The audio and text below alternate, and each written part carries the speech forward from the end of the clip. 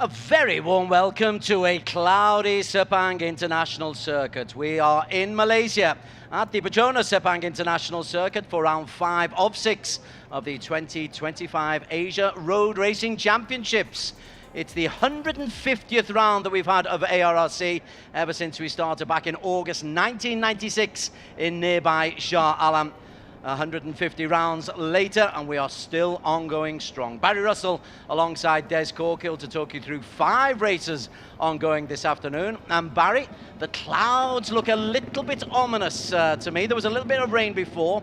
What's your thoughts as being a weather forecast magician? Well, Daniel and I have had a few scraps about that in the commentary box, but I think now we are in for a dry afternoon as it looks. It's lighter, the sky is lighter, the clouds are less heavy than they were. So, ever the optimist, I'm looking forward to a dry afternoon's racing. Okay, you heard it here first. We start around the Sepang International Circuit, this iconic circuit, which is over 25 years old now. The 2 long straights between turns 14, 15 onto the start-finish line. They're a real challenge for these smaller bikes in particular. Called the smaller bikes, the TBS One Make Championship is the first of our 5 races this afternoon. And the competitors, all 12 of them, getting off the line in the warm-up lap. Hiroki Ono, the championship leader and defending champion, on pole position. The brave Ramdan Rosley, the local Malaysian hero, in P2. And the young Spaniard Luis Miguel alongside them on the first row in P3. Sartak Chavan, 3rd in the championship, 4th on the grid. Leads row 2 from Rendi and Chirant Vishwanath. Both those riders on good form. They are indeed. Rendi returning after injury. Harley McCabe from Great Britain, youngster in P7 on bike number 22. A returning Haziq Fairuz. He's had an injury-hit season, but the Malaysian got back on the bike in the saddle yesterday. He's on P8. Leandro Paredes from Philippines in his debut season on P9. Another returning Asian hero in the shape of Hafisa Rofa on row 4, next to Nixon Frost, the New Zealander, and the Aussie Jed Louis. And completing the lineup, Kanatat Jaiman, another returning from injury. A lot of these guys have had some nasty injuries this season. It's good to see them back up and in the saddle. Even though Kanatat didn't have the best of results yesterday, he's back racing. Right, as to the Sepang circuit, it was not behaving itself yesterday. As we look at it, it's cloudy, 29 degrees, not much wind. So these clouds are here. They're not going to be blown away. But whether or not there's any rain in those clouds, that is something that we'll find out in a short time. The riders, of course, will hope that's not the case. Yeah, air temperatures and therefore track temperature a lot cooler, maybe 10 degrees cooler than we saw yesterday, but very high humidity. This is race 2 of the weekend. The season concludes in Buriram in early December, when there'll be 2 more races to decide the championships. We can have a title won today. That's in the Underbone 150cc. We cannot have the title earned today in this TBS One Make. Hiroki Ono on pole position is the championship leader. He recorded his 5th win of the season in 9 races yesterday. He's on 176 points, 10 points clear of the man but right behind him, Ramdan Rosley. And that's been a feature of maybe the last 2-3 seasons. Hiroko leading the way and Ramdan heroically, in many cases, chasing him and so often just failing. Yesterday, a prime example. Definitely heroically, and not far behind them and challenging as well. Only 2 points behind Ramdan is the Indian young star, Sartak Chavan, starting from 4th this afternoon. Yeah, well, they shared 1, 2, 3 yesterday. Those 3 we've just spoken about. Luis Miguel is on the starting lineup, and Chirant Vishwanath is also worth keeping an eye on. As is Haziq Fairuz. Good to see him. Haziq, who's on bike number 12, highly rated in Malaysia until the injury-plagued season hit him. So I'm interested to see if Haziq is able to get his form back and his confidence back as much as anything. Indeed, yeah. What an exciting Underbone racer he has been. Glad to see bike number 10, Rendi, who missed yesterday through injury. He's just coming into position now in the middle of the grid. He will be P5. But the men to look for are bikes numbers 1, 2 and 3. Ono, Ramdan and Sartak. Luis Miguel is on the left-hand side of that front row, bike number 8. Here's the potential spoiler. Okay, we are all set. 6 laps of the circuit. Race number 10 of a 12-race season. TBS Asia one make is underway. Ono off to a good start, also coming through from the second row, Sartak Javan. In fact, Sartak Javan has taken a very nice line, and bike number 3, Barry, has got off to a rock-solid start. That was an exceptional start from Sartak. Let's see if he converts it into a whole shot. Not quite. But we've got 2 down. Oh! 2 down and 1 fantastic recovery, and one of those down is Rendi. Rendi has taken down Hafiza Rofa. So, a dreadful weekend for the young Indonesian. Missed yesterday through injury. He's walking off very gingerly there. Hafiza Rofa tries to get his bike going. So let's take another look at that towards the... Oh! Not sure what caused him to spin round there, Rendi. But hit the deck once again this weekend. What a recovery it was by somebody who came into the back of Rendi. Looked like he was falling off. What it means is the front 4 have been able to get a long, long way away. And leading that way is Sartak Javan, who got off to that flyer. Hiroki Ono in the red helmet is just behind him, and Luis Miguel in the blue. He's also sweeping in just actually on the inside, moves into P2. So it's a 4-man train with the other 5 who are still on the tarmac chasing. Yeah, the membership of that 4-man train, not totally unexpected. Luis Miguel won race 2 here back in May, when we were here, of course, for round 2. But that was a blistering start from Sartak Javan, and he has managed to get himself into a lead. He didn't quite have the pace. He was a few tenths off every lap from Ramdan and Hiroki Ono yesterday. Let's see if he's got something else today. Sartak's on a run of 8 consecutive podium positions, but only the first of those 8 was actually a race win. That was on race number 2 of the season in Buriram. Now we'd love to put that one right, and with only 4 really to maybe try to get the 3 places on the podium, unless there's an incident. Sartak might think there's a chance here, but on that long back straight, he's overtaken by Luis Miguel and by Ramdan Rosli and by the new race leader, Hiroki Ono. And Ono just looks like he just made a little statement on that back straight as they come through at the end of the first lap. Ono with the lead. And that was a very good line taken through turn 15 by the young Spaniard, the number 8. He made up 2 places, and he's trying to get into turn 1 first. They're in the braking zone now. Such a tight turn, this one. It's deceptive, isn't it? And then you've got to stand up and quickly go down the hill, which is equally deceptive. Yeah, very often you see that is an awkward turn 2 and 3. Come at you very, very quickly, but well negotiated by all 4. But Luis Miguel doesn't know this track particularly well. He will have used yesterday as a learning curve. Ramdan was pushed back a little bit there. But now we've got our 4th leader inside the first lap and a half. Yeah, who would predict the winner here? Well, if you did predict it, you'd probably predict Hiroki Ono. Oh, yes, correct. Just based on form and the ruthlessness with which he finishes a race. He really did pick Ramdan's pocket yesterday. Last turn, last straight. And Ramdan, although he was closing in at a rate of knots at the end, was unable just to claw it back.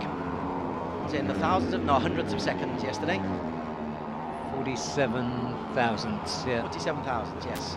Right, 8 is Luis Miguel, the young Spaniard. 3 is Sartak Javan, the young Indian. Behind them, the far more experienced Hiroki Ono and Ramdan Rosli, as Rendi just trundles into the pits under our commentary area at Sepang. That was a little bit of a moment. Yeah, hand up, I think an apology there from Ramdan Rosli to Hiroki Ono. To look fair. He owes Hiroki a problem or 2. Yeah, that was not entirely intended, and gentleman as ever. Ramdan Rosli, hand up for an apology. Hazik Ferrouz is the man in the middle of these 2 packs. He's the one looking for his best result of the season as we focus on Luis Miguel. He points the corner and he says he's going to take the inside line, and Sartak is also there nice and tight. Still trying to work out what the best line is for turn 15. Been coming here, this is the 25th time the Asia Road Racing Championship has been at Sepang, and still we learn new things about this circuit every time. Luis Miguel leads as we go over the line at the end of lap 2. Yeah, Sartak Chavan got good drive out of that all-important turn 14. Sorry, on the wrong part of the circuit here. Turn 12. Through 1 and 2. As well, Hafiz Arofa is in the pit. Rendi is actually out there still. Leandro Paredes has come through 17 seconds down. Good to see Kanatat Jaiman, bike number 11. He's still ongoing as well. As we have a look further down, that's Chirag Vishwanath MP 6 at the moment. Yeah, he had a good run early in the race yesterday. Harley McCabe is currently in that group as well. He had problems late in the race with his quick shifter yesterday, he told me. So he's hoping for a better result today. He just lost the battle to Haziq Farouz in that chasing pack. Luis Miguel leading the way. Miguel won race 2 at Sepang earlier on in the season. That was race 4, round 2. And Miguel is looking to make it a Sepang double. But he's got to deal with the rather ominous presence of bike number 1, defending champion Hiroki Ono. I'm a little surprised to see Ramdan Rosli at the back of this group. He likes to be at the front if he possibly can. Ono leans in. Ramdan's not too far behind. Everybody with a little nervous look back. Ono at Sartak, Sartak at Ramdan. Ramdan looks back and just sees tarmac. Yeah, expect to see Ramdan try to move up the order here. Go around the outside, just squeezed out he was there by. Yeah, that probably won't do it, but yes. Right at the back of that long straight, Haziq Farouz is still following a lone battle as Ono goes into the lead, rehearsing. Miguel still holding the way. Sartak takes an inside line, and then what kind of a drive? This is rehearsal. This is all rehearsal for the final lap. Luis Miguel is, right, if that's the final lap, Luis Miguel's the winner, and he got a good drive out of turn 15. Yeah, and a couple of laps ago he made up 2 places coming around turn 15 as well. So he's really got the hang of Sepang. And then drops into P4, just exactly as you say that. Well, he's got the hang of turn 15, maybe not turn 1. Yes, 1/15 of the circuit. Ono leads, and you worry when Ono leads, because look at that, he just accelerates away. Seems to get a drive out of the turn into turn 4, and then as they come up the hill, surprisingly undulating is Sepang. Yeah, look at that, Ramdan Rosli getting onto his tail. He can see what his arch rival is trying to do here. He's trying to get away, and Ramdan is trying to climb all over the back of his Japanese championship leader. Ooh, little mistake there by, was it Ono? Stood up, but still in the lead. Well, Ramdan takes the inside line rather aggressively, leaves the braking late, loses 3 positions as a result. This is a terrific four-way duel. I'm enjoying this. That was a brilliant block move there by Ramdan. You can see Hiroki Ono had to roll off. The leg went up in the air as the bike became unstable. Maybe Ramdan isn't the gentleman you're talking about, and Ono is, well, he's saying there's a problem. Or is he just waving his men beyond him? What was that all about, Barry? That looked like, well, translating it from British, do you want some? It's a little bit aggressive out there. There's been an awful lot of cantankerous work, particularly from the normally too nice Ramdan Rosli. Yeah, well, maybe no more Mr. Nice Guy. Here they come down the 920-meter back straight. Does seem to go on forever. Ramdan in the yellow helmet goes to the extreme outside. Ono on the middle. And Ono it is who has the tighter line. Ramdan decides to try to whiplash his way around this turn 15. Miguel is the man who's leading. Yeah, this was really good work here. Oh, you can see what happened there. Ramdan just clipped the rear wheel, I think, of Hiroki Ono. Right. Challenge accepted. Sartak comes back into the battle as they go through the first couple of turns. 2 laps remaining. Just coming through, just to tell you, completing his lap 4 is Leandro Paredes, 28 seconds off the front 3. Hafiz Arofa, he's in the pits, as is Rendi from an earlier incident. I'll focus very much on these front 4. Mazi Klaruz is still ploughing that lone battle on his own in P5. Yeah, and interesting, we can't really afford to take our eyes off this front group, but Chiran, we know, as a really good rider. He's 11 seconds back in 6th, and he's got Harley McCabe and Kanatat very close to him. Hiroki Ono has swept into the lead, or had temporarily swept into the lead. He's not been able to make it stick today, and Luis Miguel has 7 or 8 occasions swept into the lead. Ono once again decides he wants to maybe have a little nibble at the lead of Luis Miguel. Miguel going up the hill, nice tight line. Oh, and look at that, Hiroki Ono taking another look, showing him his wheel. This has been a really good duel. This is just the hors d'oeuvre for what we've got coming on later on. It's a very tasty hors d'oeuvre. Yeah, one of these riders is not going to make it to the podium.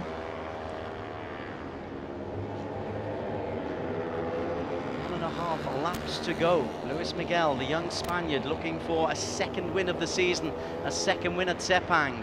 This time he hugs the grandstand down this near 1 kilometre straight. Sartak decides to be the first one to break, and Sartak breaks well. Ono on the inside line, and Sartak leaves braking too late. The drive out, this is the rehearsal, and it's looking good for Luis Miguel, I tell you. His rehearsals have been brilliant, Barry. Yeah, they have. He's done that 3 times now. He's really got the line, and it's such a difficult one. You can go tight and shorten the distance, or you can go wide and try and get a drive out. Sartak plunges into turn 1 ahead of the others. It's such a tight loop. Well, it's how you position yourself on the final straight. It so often is, particularly with the smaller bike sizes. And these 310s are theoretically identical. You can tweak a little bit here and there, but it's predominantly down to rider application. Sartak Chaban has left it late to make his mark, but he's trailing now behind Ono. We couldn't have a scenario where there's a 4-man race and Ono wins. That was a long, languid look behind him by Hiroki Ono there. That just shows how cool his head is. Ramdan being dropped. Yeah, this is not good for his championship here. Luis Miguel looks like he's going to take some big points off Ramdan unless he can catch up. And Sartak Chavan, who didn't quite have the pace to battle for the win yesterday, is very much in the battle today. It's a 10-point lead to the championship for bike number 1, but Luis Miguel is looking to change things. The battle for first, Hiroki Ono leads. Ramdan tries to get close as they come up the hill. Right then, we're into the final quarter of this final lap. Ono once again looks like he might have timed this to perfection, but remember what Luis Miguel is capable of doing on turn number 15. Another long look behind by Hiroki Ono. He's calculating, he's plotting. Doesn't look good for Ramdan. He's got to make up some real ground on this long straight. Ono leads coming into the straight. A little bit of a wobble from Luis Miguel, but it's bike number 1 who hunkers down low, tries to get out of the, or avoid giving a slipstream to Sartak behind him. Ramdan makes a move outside. Luis Miguel takes a completely different line. Ono has the tight line. Luis Miguel, what kind of a drive comes out of this one? Ono leads. Ono's drive coming out down into the long straight. Hiroki Ono, bike number 1. Has he timed this to perfection? Of course. Hiroki Ono takes another win from Luis Miguel and Sartak, with Ramdan back in P4. It's another Ono masterclass. And another moment of frustration for Ramdan, who thumped the tank in frustration yesterday and missed out on the podium today.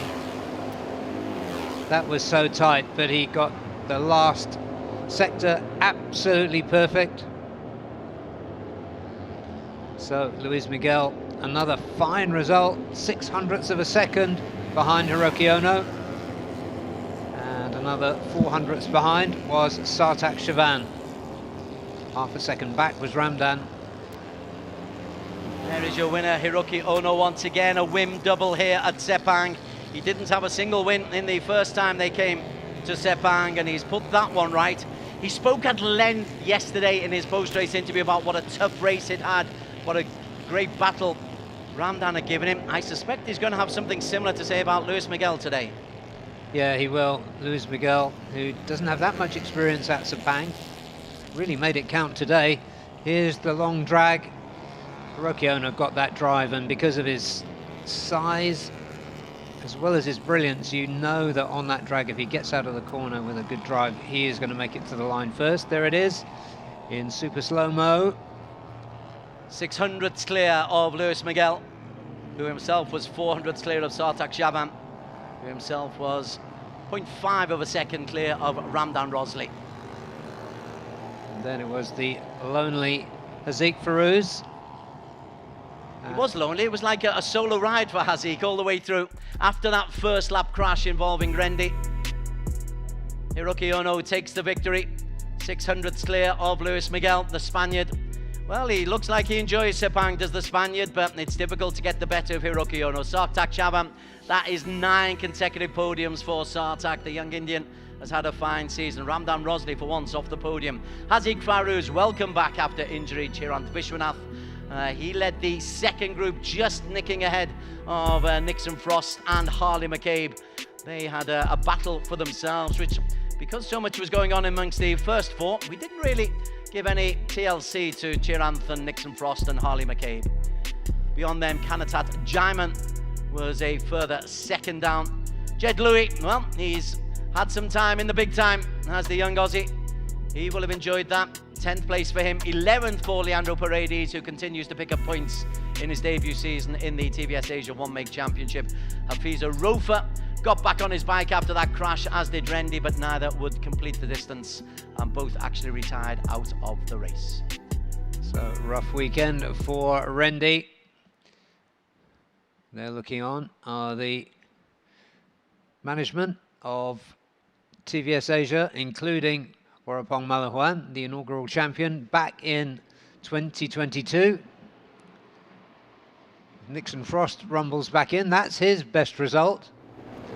And there is the stand-up wheelie from the celebration of Hiroki Ono. Keeping it nice and steady right on the pivot point. That's really difficult. That really is very good. That's showing off. Yeah. That's right the way down that back straight, huh? Yeah, that was a 900-meter stand-up wheelie. Do not try this at home. Or do not try this out, eh? Anyone going down the North-South Highway, please don't. Please don't. Yes, indeed. And once again, Luis Miguel shows how much he likes this circuit on the other side of the world from where he lives in Spain. This has been a really important weekend for the championship for Hiroki Ono. He's enjoying himself.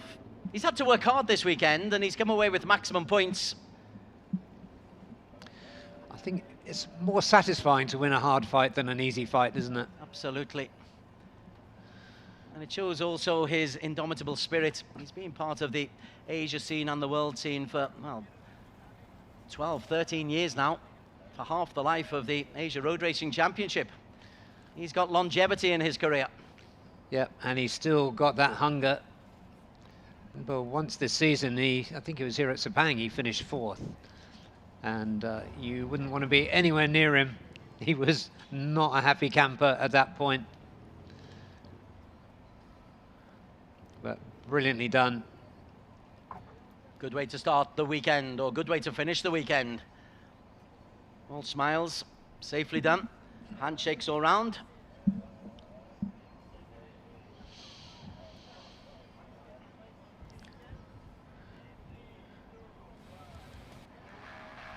TVS Asia One Make Championship, bike number 3 with a fabulous start. It looked very close to a false start, but he got away, did Sartak Chavan, and for the early stages, bike number 3 looked like he was going to get involved. Then Rendy took out Hafiz Aropa. Early casualty for both of them. Neither would finish the race, but number 3, Sartak Chaban, did look like he was in the mood, as did Luis Miguel, the young Spaniard, by Russell. Yeah, he got away very well and showed that he was pretty comfortable fighting at the front. And all the way through, Sartak looked as though, at least until the last couple of laps, as though he had the belief that he could turn this into another win. In the battle behind, Chirag Vishwanath would get himself another P6. He's been P5 and P6 for most of this season, but this was the real battle for us. Bike number 1, Hiroki Ono, the defending champion, received a couple of little bumps and bruises for Ramdan Rosley. It got a little bit testy out there on occasions. Yeah, there's contact there as the rear wheel of Hiroki Ono was clipped by Ramdan Rosley. Didn't like that, Hiroki Ono. It's unfortunate that Ramdan didn't finish on the podium, so we could have a look at the body language. Indeed, but Luis Miguel looked like he was going to get this absolutely right, because he rehearsed and rehearsed and rehearsed coming round the final corner, but he wasn't in position coming round the final corner on the important final lap, because Hiroki Ono, by then Barry, had taken control, bike number 1. He had it figured out, although this was a really good effort. Ramdan did look at the end as though he was... yeah, he had problems there. He did, couldn't hold on, and on the long sprint down to the line, Luis Miguel tries his best to get there, but Hiroki Ono is on hand for a win double, and win number 6 out of 10 races this season. That is quite a record. In third place, Let's go to the podium. Indeed, Sartak Chaban. How about this for a season's results? 4th, 1st, 2nd, 3rd, 3rd. Sorry, 2nd, 3rd. Pretty impressive. 9 podiums in a row. Yep, and still a strong contender. Just out of reach is this rider, Luis Miguel. 2nd podium in 3 races, but this is the man who showed he was human by coming off his bike in race number 2 in Mandalika in the last round. But how do champions respond? Well, with win doubles. We'll have the national anthem of Japan, and then we'll quickly analyse the race again.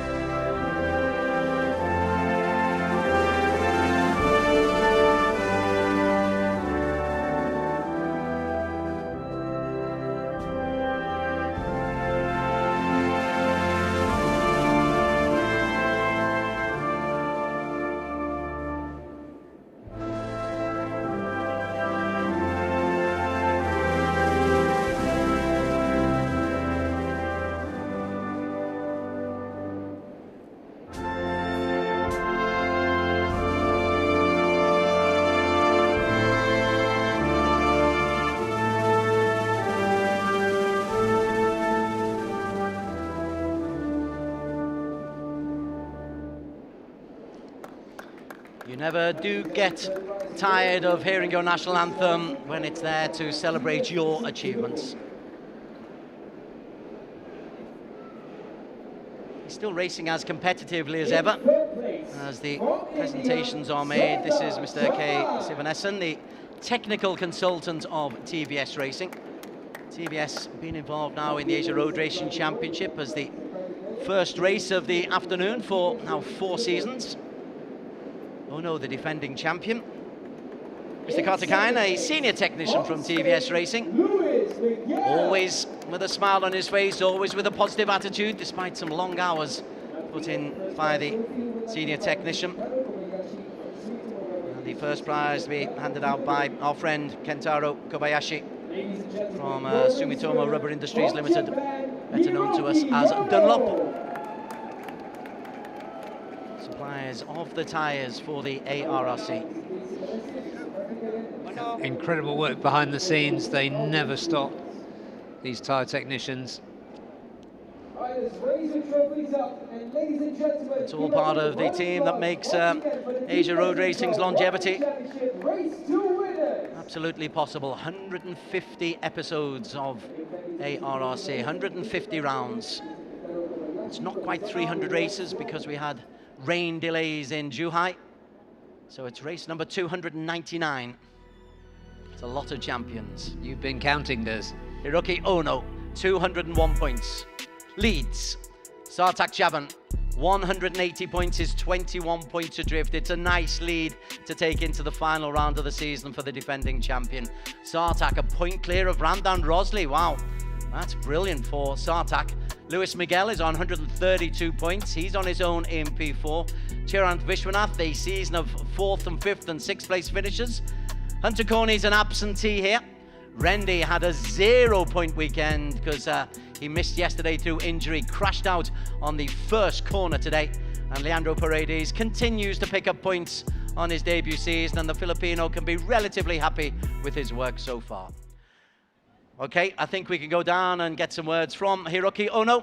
He's talking to our hardworking correspondent, Daniel Bogus. Hiroki, completely different race from race 1 yesterday. This time we saw a battle at the front with 4 riders and a few very close moments. So tell us about that race, because that last step as well, you strategized that perfectly. Tell us about it. Yeah, I'm very happy. Yeah, today after the warm-up coming rain, but the race was dry race. Yeah, this is happy. So race was a different situation compared to yesterday. Yeah, yesterday fighting for only lambda, but today until last fighting for 4 riders. But this situation for me good advantage because I have a lot of experience. Yeah. Anyway, this weekend finally I get a pole position, also 2 victory. Yeah, this result very important. Yeah, I focused last race in series title. Thank you very much for Japanese sponsor and Japanese fans, everything. Thank you very much. Arigato. Thank you, Hiroki. See you next round.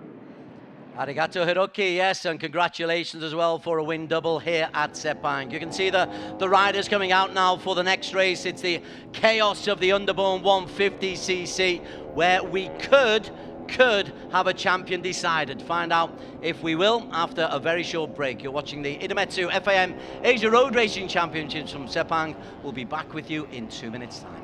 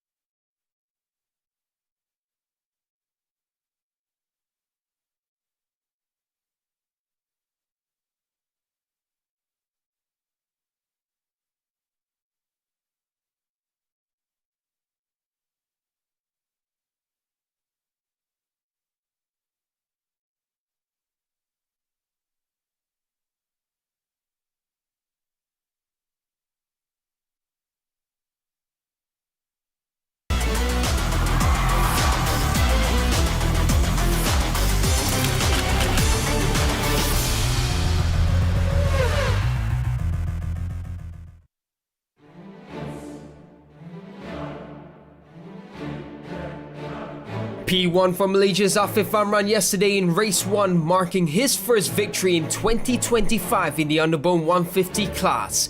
The championship decider is closer than ever now in race 2, with Fahmi Bassam finishing in second place in race 1, while championship leader Husni Zainal Fauzi completes the final spot on the podium. This leaves Husni with a 74 points lead heading into the final race of round 5. Throw in a few calculations, and that means no matter what happens in this race, if Husni scores a single point, he will be crowned the new 2025 Underbone 150 champion. 75 points left in 2025, a 74 points lead. Husni, Underbone 150, match point.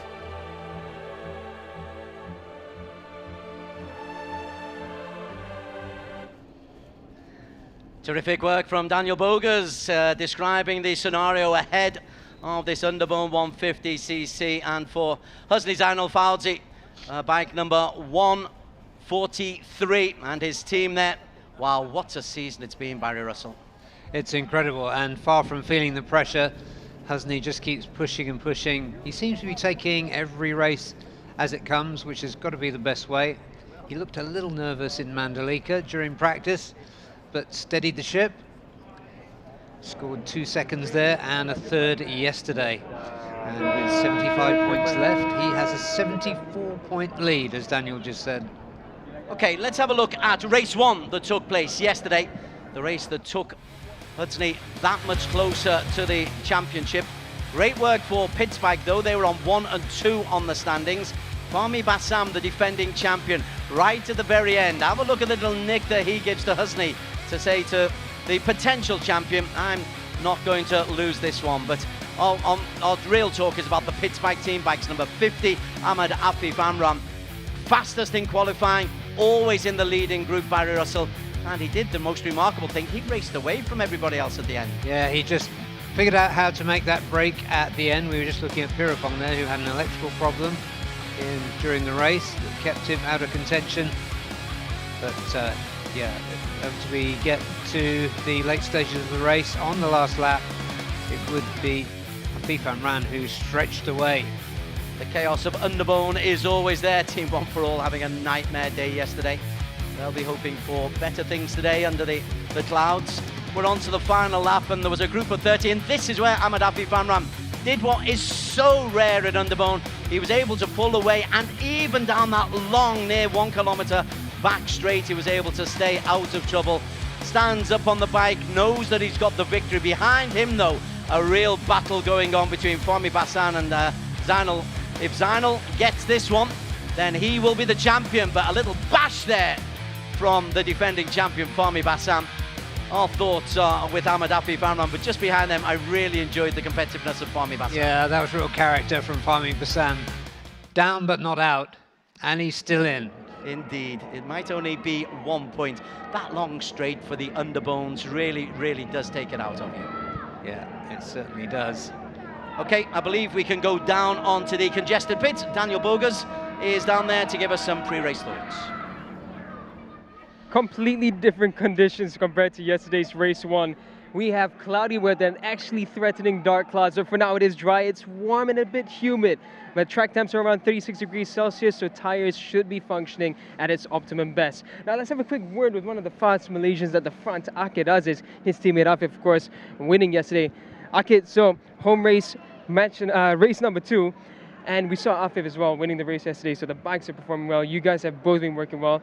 Is there a strategy together for race 2 this time? Okey, untuk setakat masa ni memang tak ada apa-apa strategi.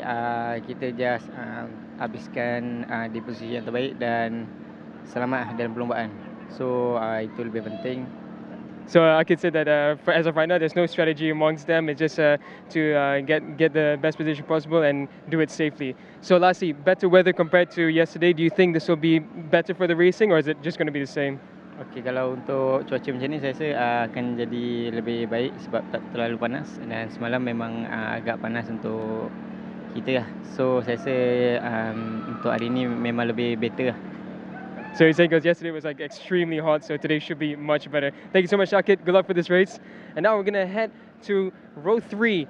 starting from P7, is Waiyaji Trilaksana, who had a good finish in yesterday's race 1, and it's looking a lot more like the old Waiyaji that we all remember. So let's have a quick word with him. So Waiyaji, yesterday not a bad result, but as always in Underbones in Sepang, turn 15 is going to be difficult. So is there a different plan for this race this time? No, on the race 2, I will give all my have.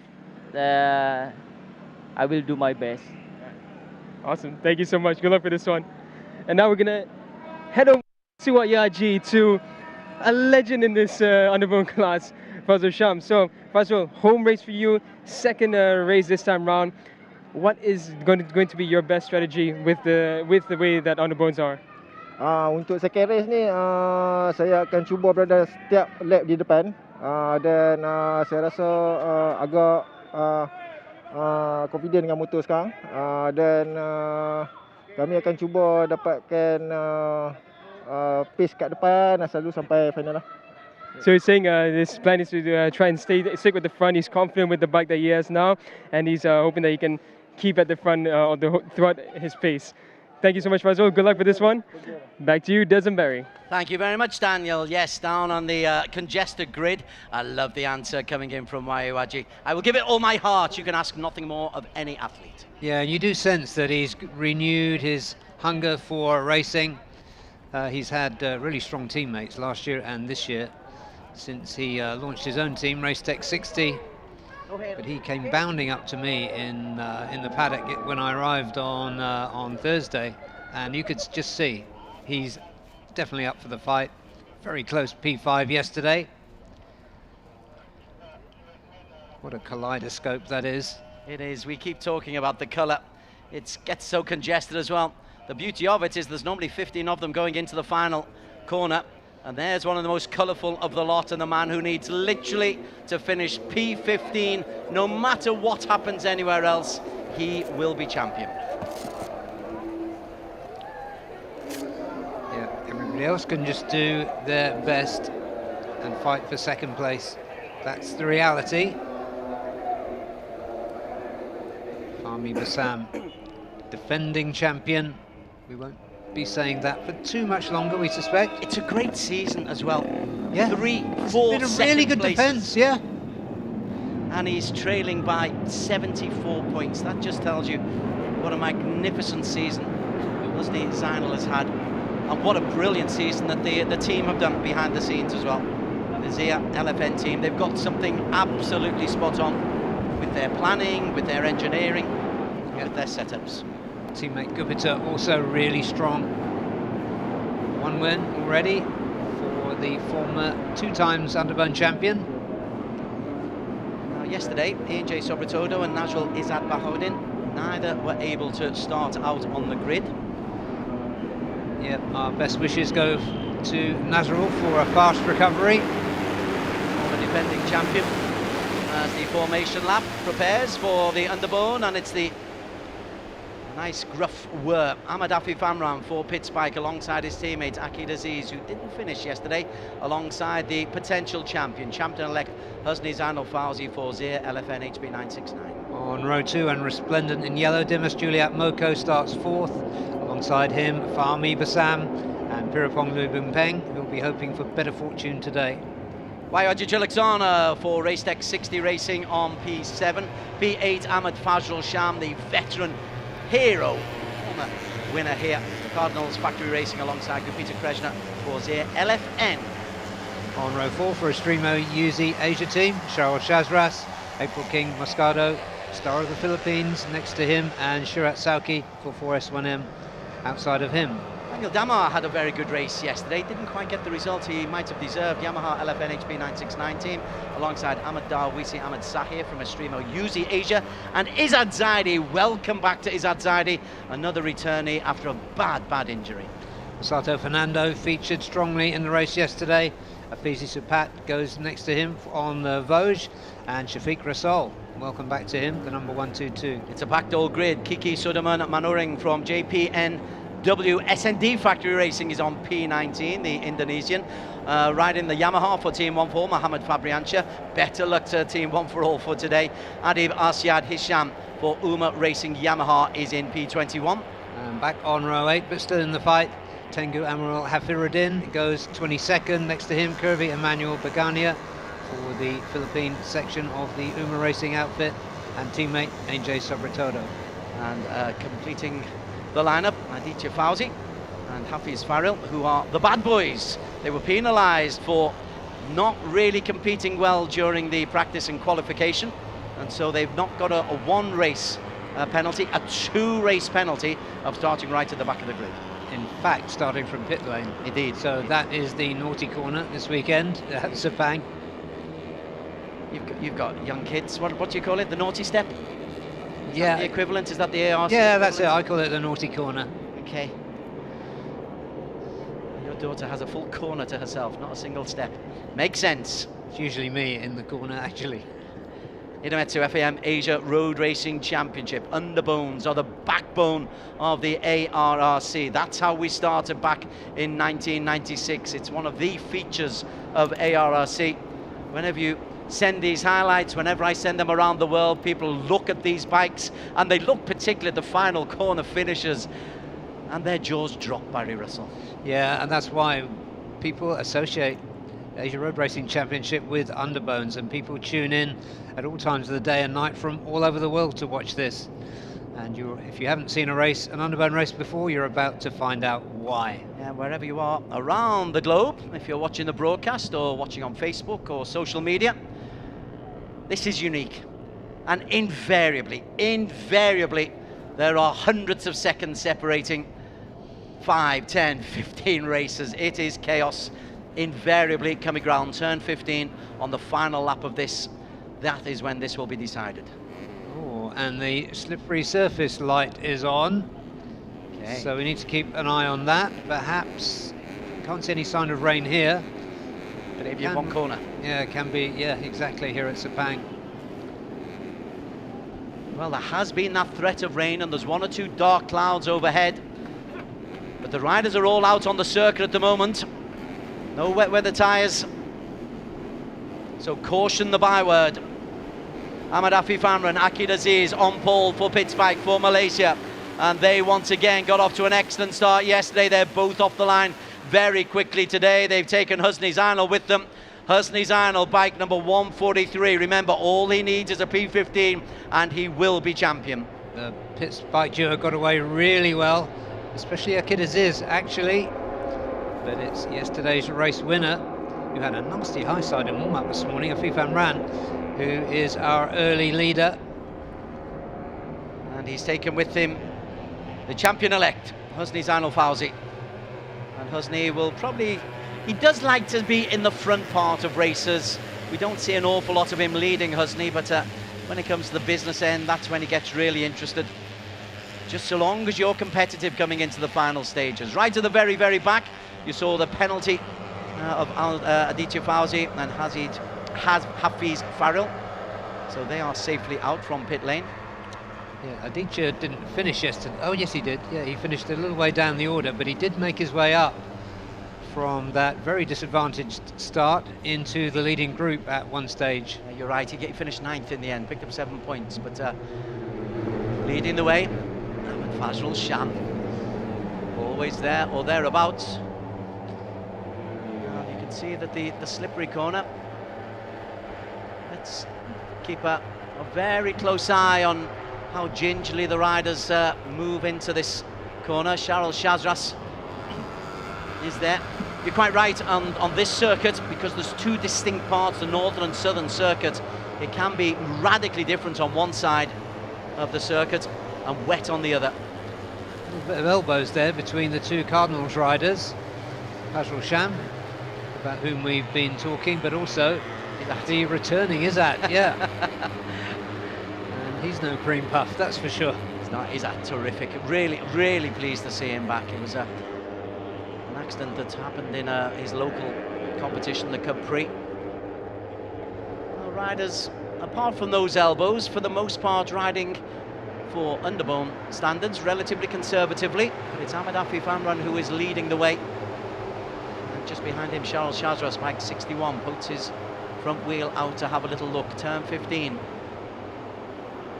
Yeah. Oh, Ahmed Fazrul Sham is down. Oof. And he just missed by that rider in yellow. Couldn't quite see which yellow bike it was because I was looking at the rider and praying. Very unfortunate. Let's take another look. There he is, number 11, moving to the outside.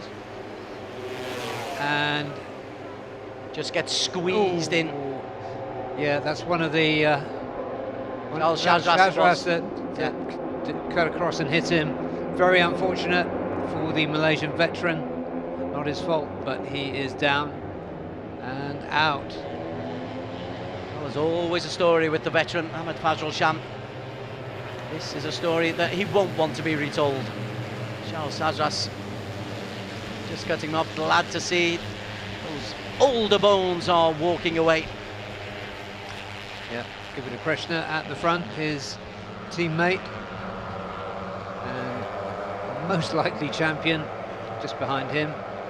Hasni, FIM ran there, Akidas is there. There's just the same story yesterday. What's different is that the two fluorescent lime yellow, they're missing. Yeah, Race Tech 60 bikes are not in the group. That's the difference.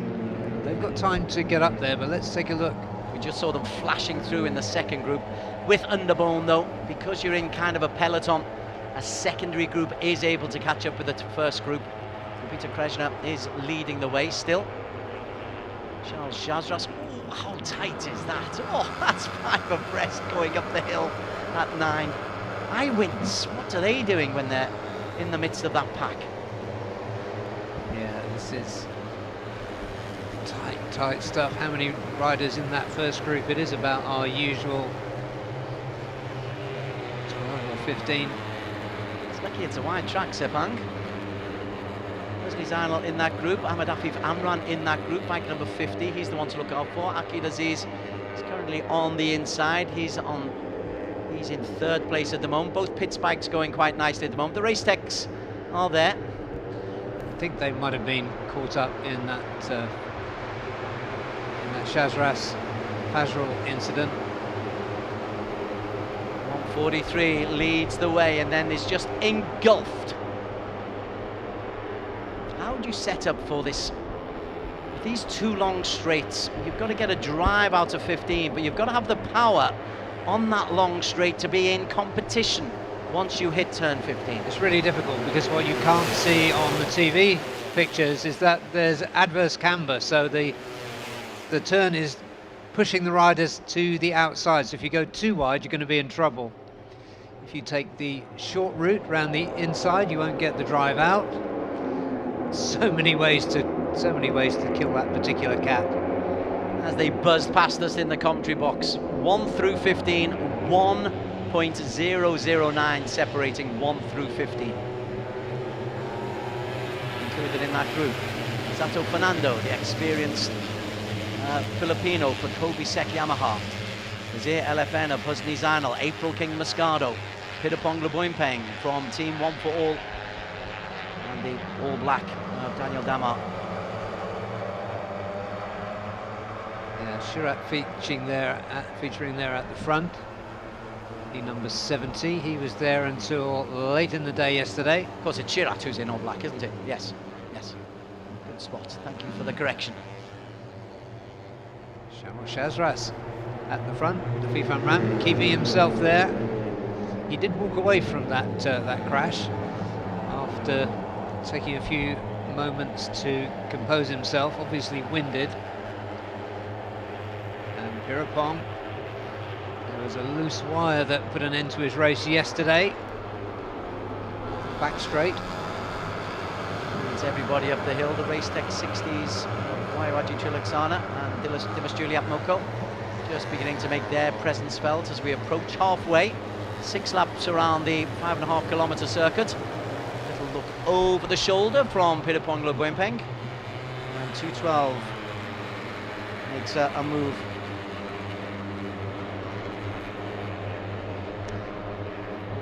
Just looking at Dimas there, he's going wide.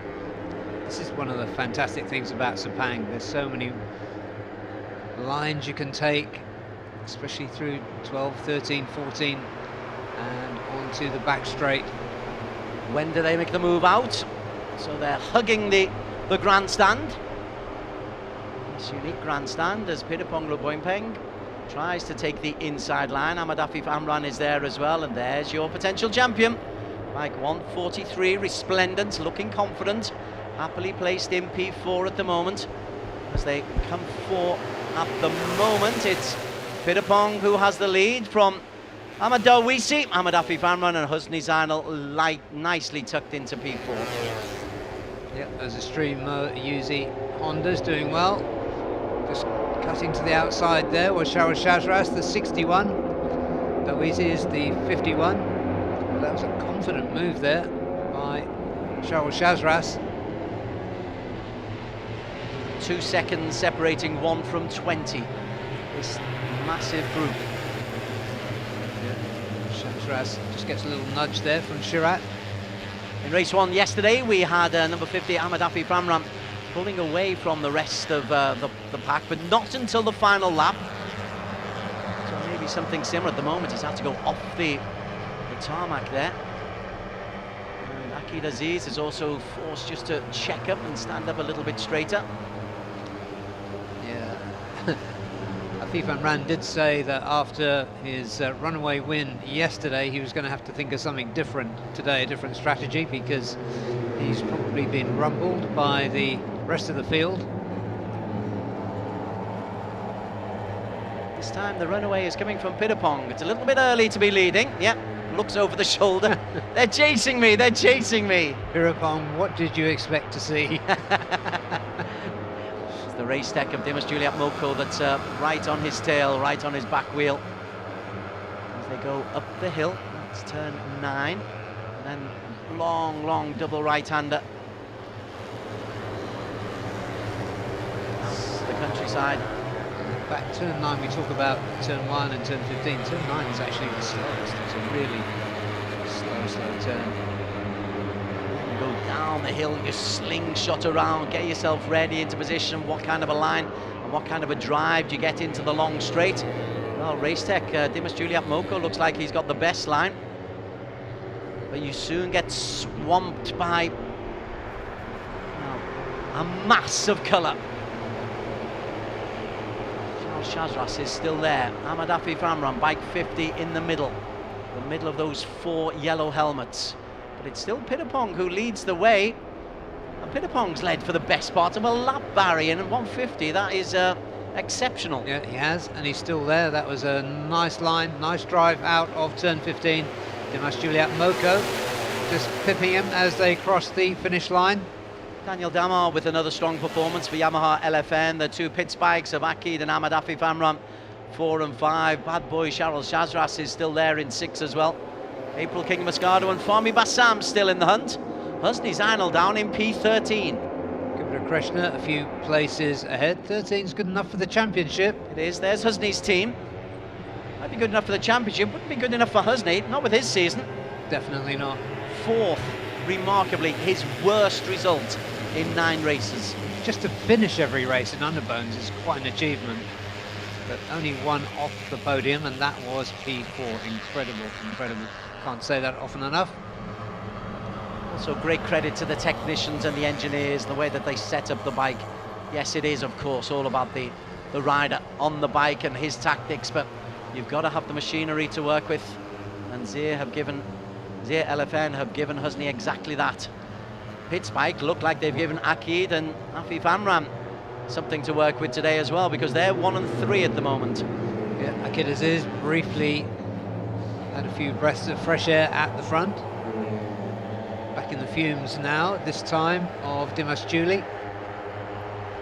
Oh, here's the Sam there as well. Sorry, Des. Well, 145 comes through for the first time. First time we've seen Daniel Damar leading. Masato Fernando, the experienced Filipino. We like Masato, we like longevity. Yeah, longevity and characters and just the enthusiasm they bring to the paddock. So the purple livery of Adib Arsyad. Haven't seen an awful lot of UMA racing today. Bottom left of your screen is the Zir LFN team.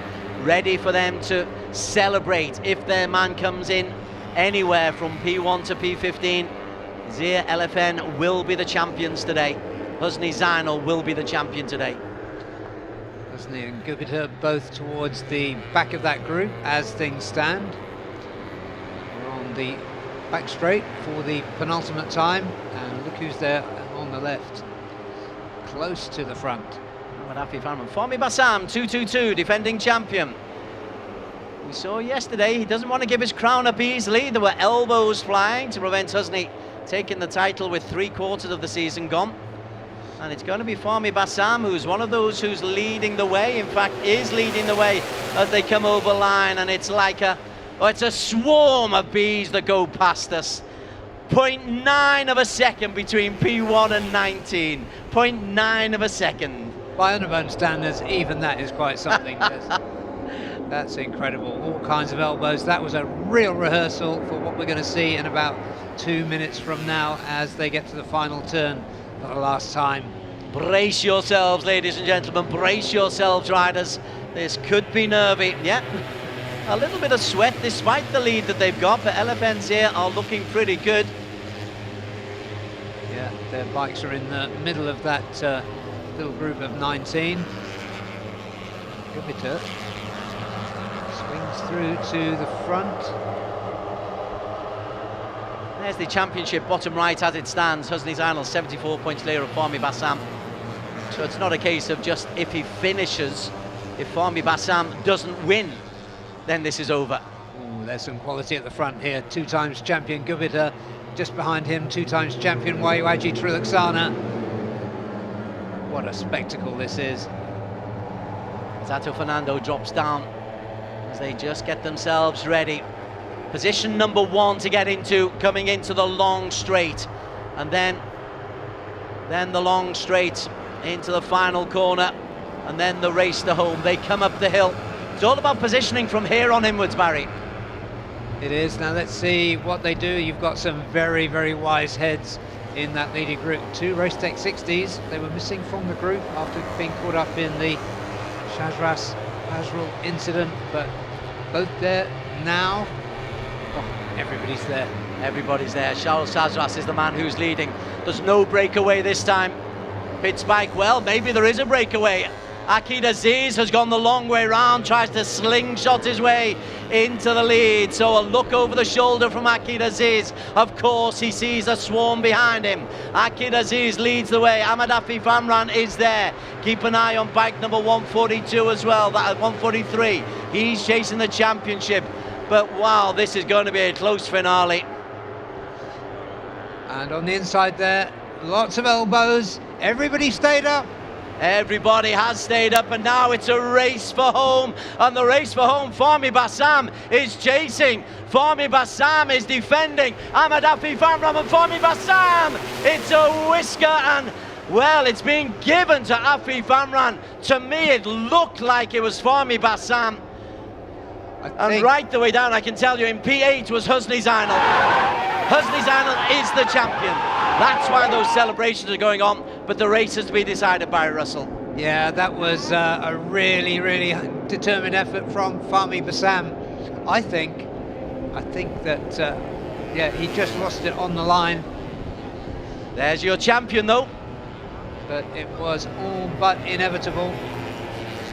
His worst finish of the season. Yes, with his worst performance of the season. Husni Zainal is your champion with 2 races to go. But that was one incredible race. Even by Underbone standards, a group of 19. 1.42 seconds separate P1 from P20. Yeah. P1 from P20. In the midst of it all, 0.899 of a second down was Husni Zainal Fauzi. We're still awaiting the victory. It's been given to Ahmad Afif Amran. Would be a win double. I think it should belong to 222 Fahmi Bassam, but only the photo finish will tell. Okay, we're going to agree disagreeably on that. Sorry, disagree agreeably. Yes. Let's have a look. Fahmi Bassam, 222, leads the way. The outgoing champion, but outgoing with the best effort he can give. Ahmad Afif Amran comes through, and Oh, wow. No, I've looked at it again. I don't know. This is the angle we need. On the outside is a FIFAM run. And that is what, 6 thousandths of a second It is. looks like. 6 thousandth of a second. Yeah. Amadafi Framram, a win double. As the wind picks up at Sepang. So this, I believe, is a confirmed result. Amadafi Framram makes it 2 wins out of 2 for him and Pitspike. 6 thousandth of a second ahead of outgoing champion Fomi Bassam for Yamaha LFN HB 969. Shirat Chowki in P3, Daniel Damar 4, Dimas Juliet Moko for Racetech 60 in 5. Hafiz Farrell from the Naughty Step gets through to P6 for 4S1M Evo Yamaha Racing. Kiki Sudaman in P7 for SND Factory Racing. And your champion for Zir LFN HB 969, Husni Zainal Fauzi. Ahmad Darwisi for Estremo Yuzi coming in P9. Waiwaji Trilaksana 10.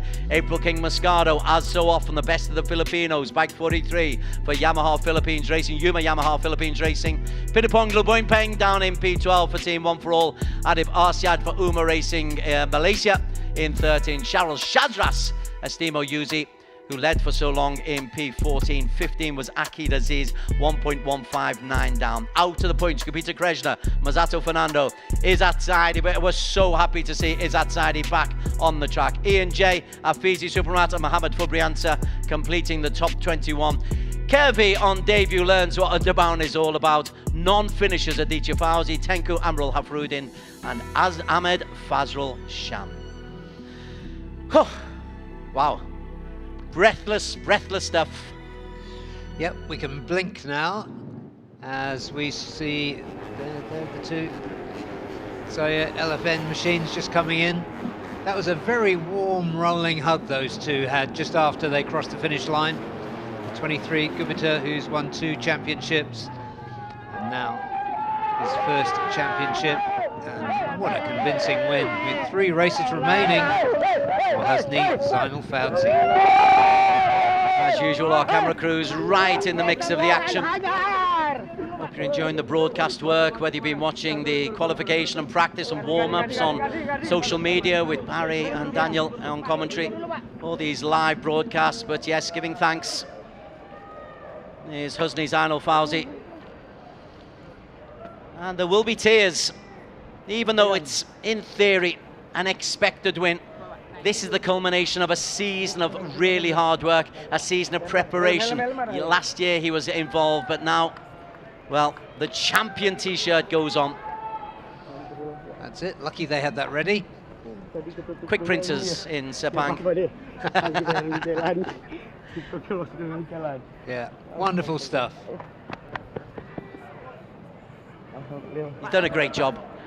But just for the second time, he's out of the podium, but it didn't matter. He did enough. Once again, he was in the mix. And it was so crazy at the front. What's the gap there? Yeah, he finished a full 0.9 of a second off the winner. What a slouch. Right then, on to the actual race winners. Ahmad Efi Famram, a race double 6 thousandth of a second. We've had 5 thousandth of a second difference between us in a ARRC Underbone 150. So we like close finishers. We did promise you that. Yeah, this is We've got less than a second between P1 and P9. Yeah, he won by 1.6 seconds yesterday. This is a slimmer margin, but a perfect weekend. Dominant in practice. We're ready for Daniel, who is with our winner of the championship. Is he going to... Yeah. Going to Daniel.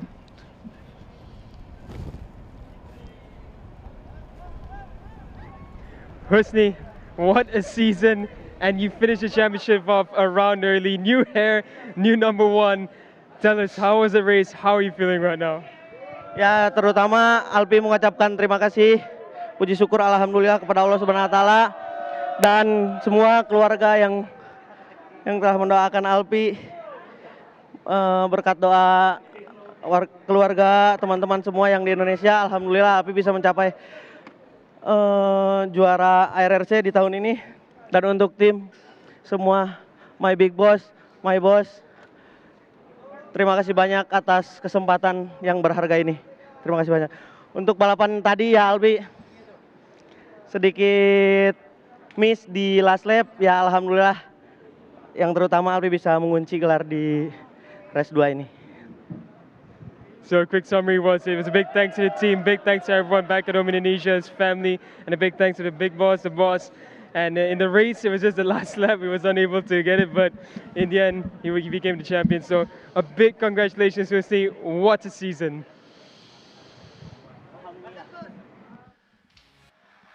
Race number 10 of the season, Fahmi Bassan, the outgoing champion. Amidafa Famran on pole position. 1 point required for bike number 143. And Husni Zainul Fauzi would get there, bike 143. But the story of this race, once again, was more chaos in Underbone, Barry Russell. Yeah, the Fitz bike machines of Api Famran and Akidaziz got away really well. And showing early was, until this happened, yeah, that was one of the Race Tech 60 machines that just missed the veteran Malaysian. But he got up and walked away. Not too many incidents today. I think the riders were a little bit cautious because the wet track signs are up there. Ahmed Fazrul Sham, that was spectacular, but so congested here. You're kind of wincing and closing your eyes every time they come up the hill and every time they go 6 and 7 abreast into a corner. Nobody today, unlike yesterday when Ahmed Afi Famran got clear, nobody able to get clear today, Barry. No, there was a brief attempt there from Pirapong Louis Bumpeng. He would eventually finish 12th. But Husni at that stage, dropping back in the pack, keeping himself out of trouble. Daniel Damardan, number 145, featuring strongly, and Shaul Shazras, he always brings some kind of excitement. Certainly does. The Race Tech boys in the lime green. Oh, that was what we decided. You said yellow, but lime green there. They're in the midst. And then the Akid Aziz, bike 13, tries to make a break. We're coming towards the end now. And again, all eyes on bike 143. They all make it round that final corner despite a lot of standing up. Fahmi Bassam looks like he's got the victory, but it's a remarkable come from behind by Ahmed Afi Famran to, well, is that a kiss? That was, yeah, a friendly nudge. Friendly nudge. Ahmed Afi Famran took it by 6,000 of a second, but your overall championship winner is Husni Zainul Fauzi. That's the real story of today. Sorry, Afi Famran, but you don't make the headlines today. Oh, pole position, race 1, race 2 wins, and he still doesn't get the headlines. Life can be cruel. Certainly can. He'll get his moment in the spotlight here. Really good result for Shikhar Sauki. He's had a good weekend for Yamaha. There he is, in the black leathers. Yeah, 4S1M Evo Yamaha. And Fahmi Bassam, the outgoing champion. But if you're going to go out with your head held high like Fahmi Bassam did, 6,000 of a second shy of taking the race win here. But Ahmed Afi Famran, a very, very popular winner. He's very popular on the Capri circuits. He's very popular in Malaysia. His face is plastered on a couple of advertising hoardings.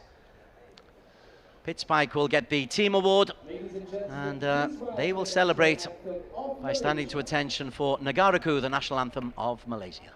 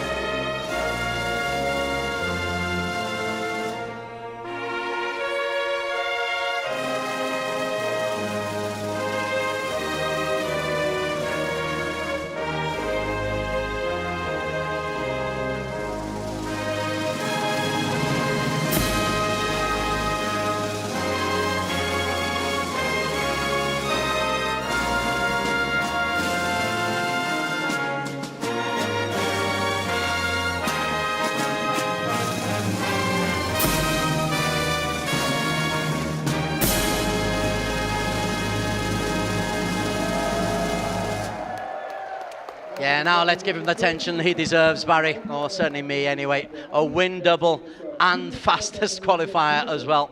That's not a bad weekend for Ahmed Afif Amran. That's a fantastic weekend. So much quality in that JRT pit. YB, Adam Adli bin Ahmad Abdul Halim, the Deputy Minister of Youth and Sports of Malaysia, handing out the prizes, and it's rather appropriate. He's handing out to to a Malaysian winner, Fahmi Bassam, the outgoing champion. It's been a great season for Fahmi Bassam, really has. That is his 4th P2. He's defended his crown as well as he possibly could. Ahmed Afif Amran takes the attention, and it's good to see Afif Amran getting this because he's been so consistent for Malaysia. Team award for Pitspike. That presentation being handed out by Dr. Stan Yasuhiro, the FIM Asia Deputy President. As always, ARRC enjoying the endorsement of FIM and political endorsement as well, as rightly they should. This is the 150th of edition, 150th round of ARRC, and it started with the Underbones, and quite appropriate that it should be a man from Selangor who is on the winner's podium in the 150th edition. Yeah, delighted to see it. He always looks so calm. He does, doesn't he? Unruffleable. Here's the overall championship standings. Husni Zainal Fauzi cannot be caught. 62 points clear with only 50 to race for in Buriram. But second place is up for grabs. Ahmed Afif Amran's put him in real contention alongside Dimas Juli Atmoko just to try to pip Fahmi Bassam. So Fahmi has got work to do when we go to Buriram next time out in early December. Aditya Fauzi is on P5 with 70 points, while Ajit Trilaksana, Akid Aziz and Gupita Krishna, they cannot be too dissatisfied with their season's work. They're into the 60-point mark, which in a field of 30 plus is impressive enough. So after the carnage of the Underbone 150cc's, we go to the slightly less frenetic AP 250s. As you can see, they are coming out of the pits. The wind is stiffening, the flags are blowing, the rain might be coming in. We'll find out more. AP 250s coming up on the Asia Road Racing Championships in 2 minutes' time.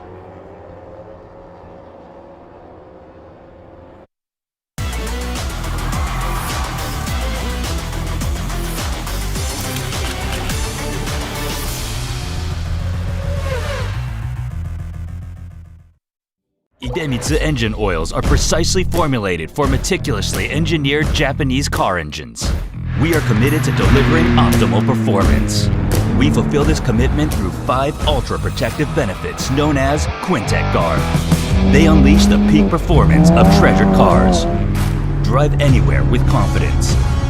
Feel the excitement in your heart. The highest quality engine oils in the history of Idemitsu.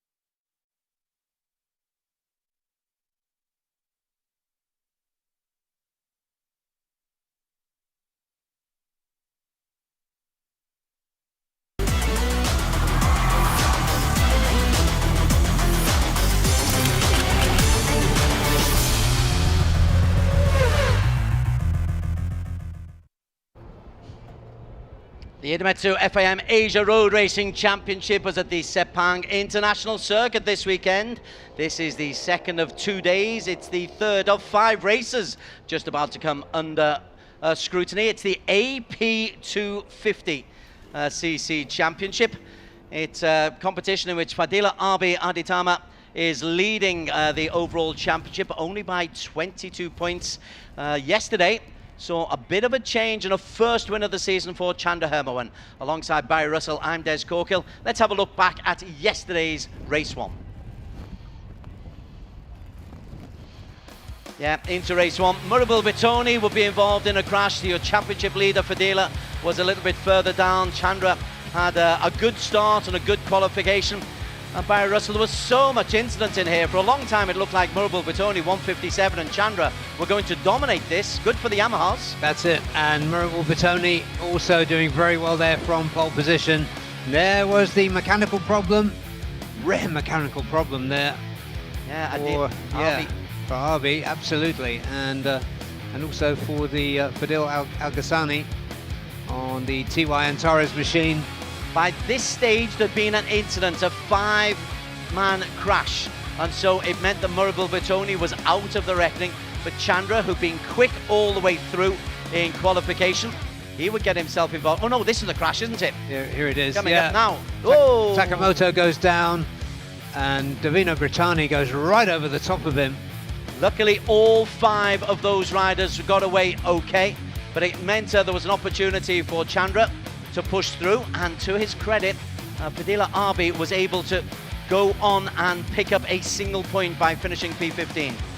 This was brilliant work from Chandra Hermawan, and Isa Migmal, who's a championship contender, saw the opportunity.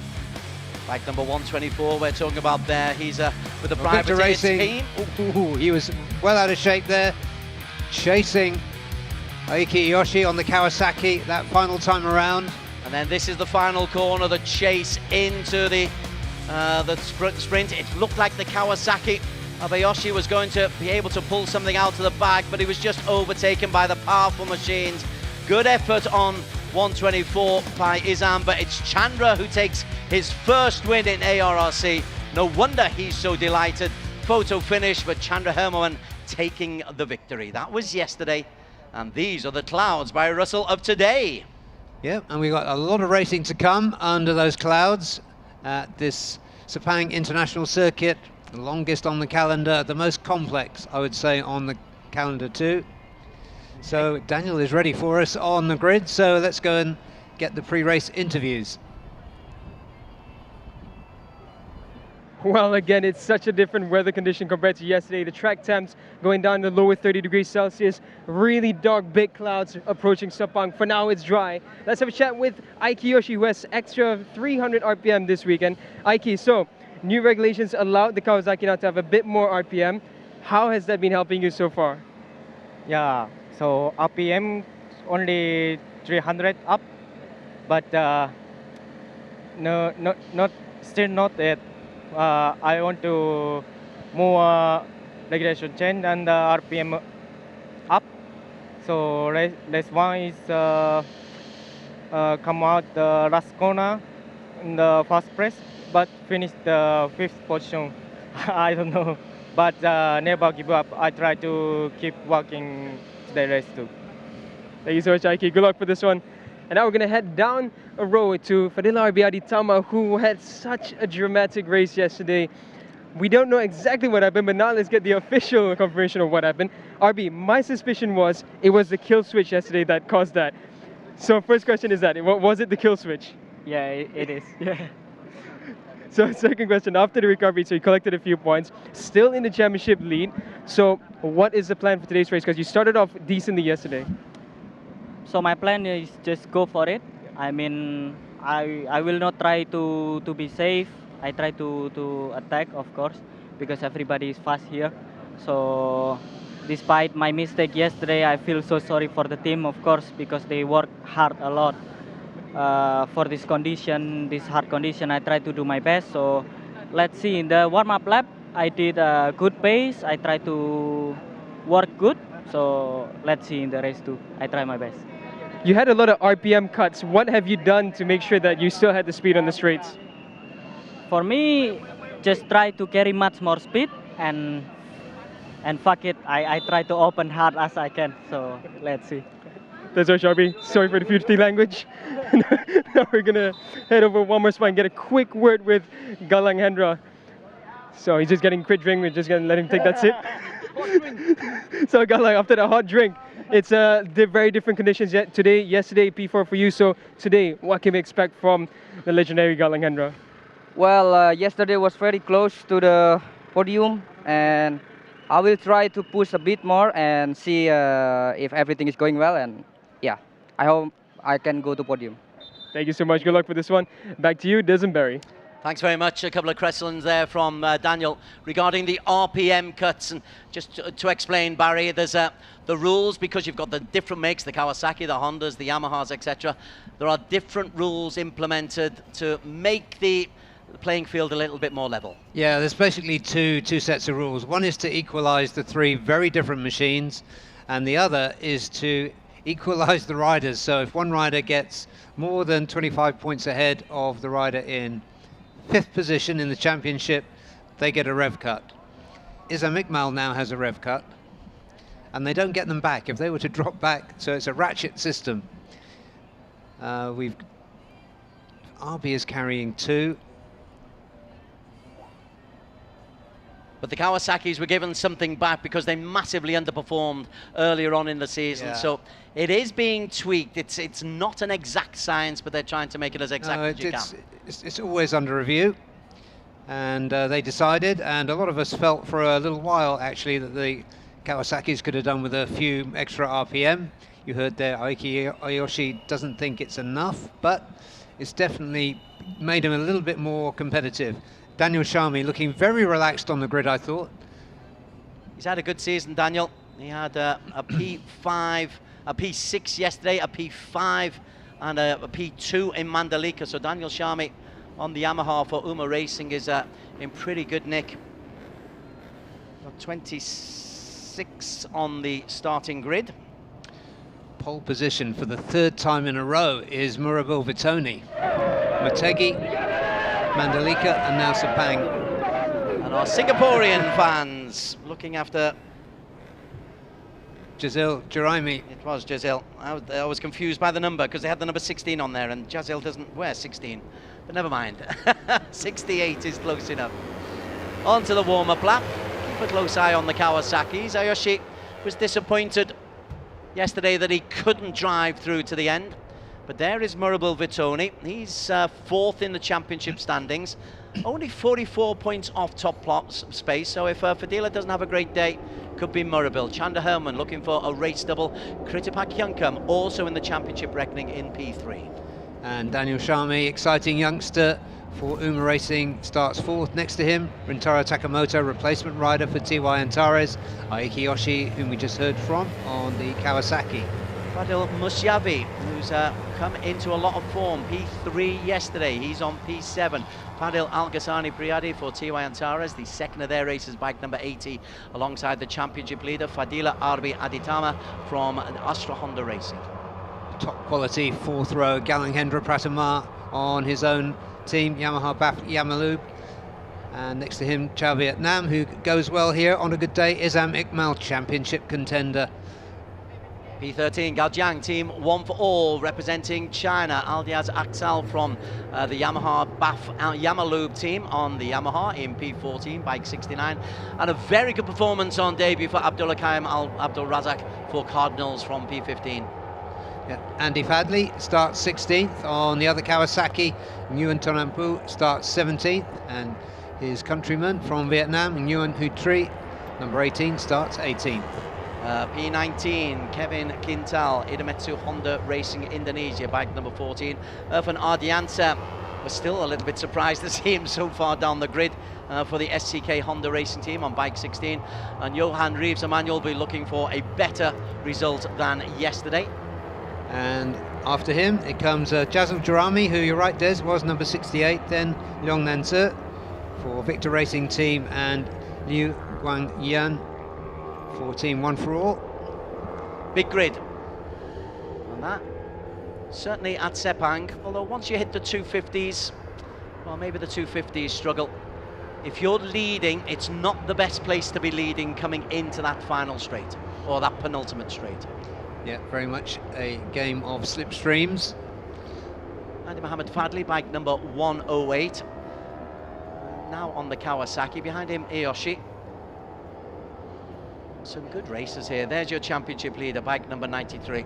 Embarrassed, I think he was, by the kill switch. We were confused when it happened yesterday because it just seemed like he lost power. Just been involved in a slight little contretemps, a little bit of contact. He leaned over to correct something and his elbow hit the kill switch. It could have been just enough, yeah, to knock that.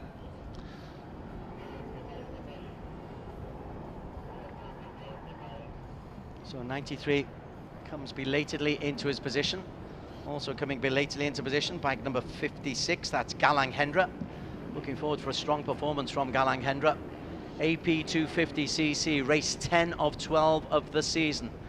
Just a little bit out of shape. Right at the very back there was Irfan Ardiansa. Also looking for better things today is the TY and Torres replacement riders, both very quick, but no luck yesterday.